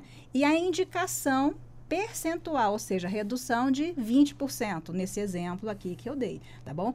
E essa informação, obrigatoriamente, ela deve constar na rotulagem dos produtos por um período de pelo menos 6 meses, tá? Nós tivemos, então, essa alteração, porque antes de 2021, a obrigatoriedade é que a informação ficasse por 3 meses, agora foi aumentado para 6 meses. Acredito que poderia ser um tempo maior do que 6 meses, porque tem produtos que têm uma validade até maior do que 6 meses, então, às vezes, o consumidor nem consegue perceber, mas já foi um avanço, tá? Até essa obrigatoriedade, então, é dessa maneira que a informação ela deve estar no painel principal das embalagens para os consumidores. Perfeito. Doutor Paulo Cardoso de Oliveira, também, por favor, os 3 minutos. Tudo bem. Fique à vontade para as considerações. Eu gostaria de, primeiro, agradecer essa oportunidade que a Justiça abre para a gente aqui, né? Para colocar esses problemas. Eu acho que foi um debate muito importante, muito construtivo, né? Eu acredito que as pessoas que ouviram hoje o programa, e são muitas, né? Elas já estão mais esclarecidas a respeito disso. Não precisa nem decorar o termo, reduflação esquece, mas inflação oculta é o termo mais bonito. Inflação oculta é mais bonito, porque está mais compreensível. Está mais compreensível, né? E a pessoa sabe o que está escondido, né? Acho interessante, abordamos várias questões, inclusive a questão de tributo. Estamos com uma reforma tributária aí por via de ser aprovada e que parece que boa parte dessa ansiedade vai ser resolvida. Vamos saber quanto estamos pagando, né? Aquilo que é tributo, que está embutido, vamos ver isso aí.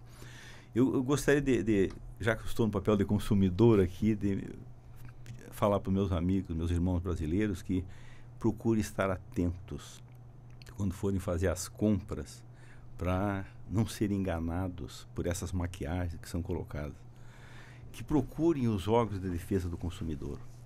Se não me engano, consumidor.gov.br é um site que as pessoas utilizam muito quando tem alguma dúvida, alguma questão, alguma reclamação. Os PROCONs, apesar de serem tão reduzidos, eles são um instrumento importantíssimo para você buscar o seu direito. As agências reguladoras também, serviços públicos que são prestados e que são regulados, também são um canal relevante para você buscar. Eu acho que é importante que se unam, que conversem, que espalhem essa notícia com todos os seus vizinhos, né? Avisem o pessoal lá do interior que não... Preste atenção naquilo que está comprando. Verifique o produto que está levando, né? Se você está pagando o preço justo e assim por diante. Muita coisa precisa ser feita. Eu acho que a gente lançou aqui para o debate, né, uma ideia. O Dr. Nilson já trouxe uma espécie de alento, dizendo que vai levar para o órgão importante. Acho que isso é importante. Quem decide, quem vai fazer as coisas, precisa cuidar disso. Nós, consumidores, aqui estamos esperando muito por isso, ansiosos por isso. Somos o canal mais, a ponta lá no finalzinho, né? Mas é em cima de nós que essa inflação oculta bate. É no nosso bolso. E ele tem que ser preservado. Vivemos momentos de vacas magras, não vivemos momento de fartura. Então, cada tostãozinho que você economize, isso precisa ser contabilizado. Então, acho que é importante, e mais uma vez parabenizo pela oportunidade, né, e agradeço muito o fato de permitir que a gente tenha estado essa tarde maravilhosa aqui, debatendo esse tema tão importante. Doutor Paulo, foi um prazer recebê-lo aqui nos estúdios. Faça sempre assim e o convite está permanente. Muito obrigado pela atenção. Muito obrigado. Doutora Simone, também é sempre um prazer, um privilégio muito grande receber a senhora aqui também nos estúdios. Muito obrigado mais uma vez pela gentileza, doutora Simone. A gratidão é toda minha, a felicidade também, Walter. Sempre reafirmo, convite de vocês é inegável. Estarei sempre aqui presente, porque é uma grande honra vir para cá, encontrar todos vocês, aqui Ana Cláudia, Neto, você sempre com essa hospitalidade, trazendo e dirigindo nessas discussões de uma maneira muito contributiva. Né? O nosso papel é esse, informar a população. Então, muito obrigada pelo convite. Foi um prazer aqui conhecer o Dr. Paulo, Dr. Newton também. Doutor Newton, enfim, né? Doutor Newton já não vão dar o crachá para ele. Não, toda vez que a Ana Cláudia Possati liga para mim, né? Manda uma mensagem, eu já fico sorrindo já. Estou que nem cachorrinho que não fica se abanando o rabo de alegria, viu? E quando eu sei que eu não preciso nem perguntar quem vai ser o âncora, é o meu amigo Walter Lima. É um prazer. Muito obrigado, doutor Newton. E assim chegamos ao fim da edição de hoje do nosso Justiça na Tarde Debate, agradecendo especialmente você, sempre ligado e nos acompanhando. Sou Walter Lima, fiz a condução desse debate com a produção da Ana Cláudia Possati, os trabalhos técnicos do Neto Silva e a coordenação de jornalismo de Marcela Luiza. Bom fim de semana, bom carnaval e até o nosso próximo encontro. A Rádio Justiça apresentou Justiça na Tarde. Secretaria de Comunicação Social, Supremo Tribunal Federal.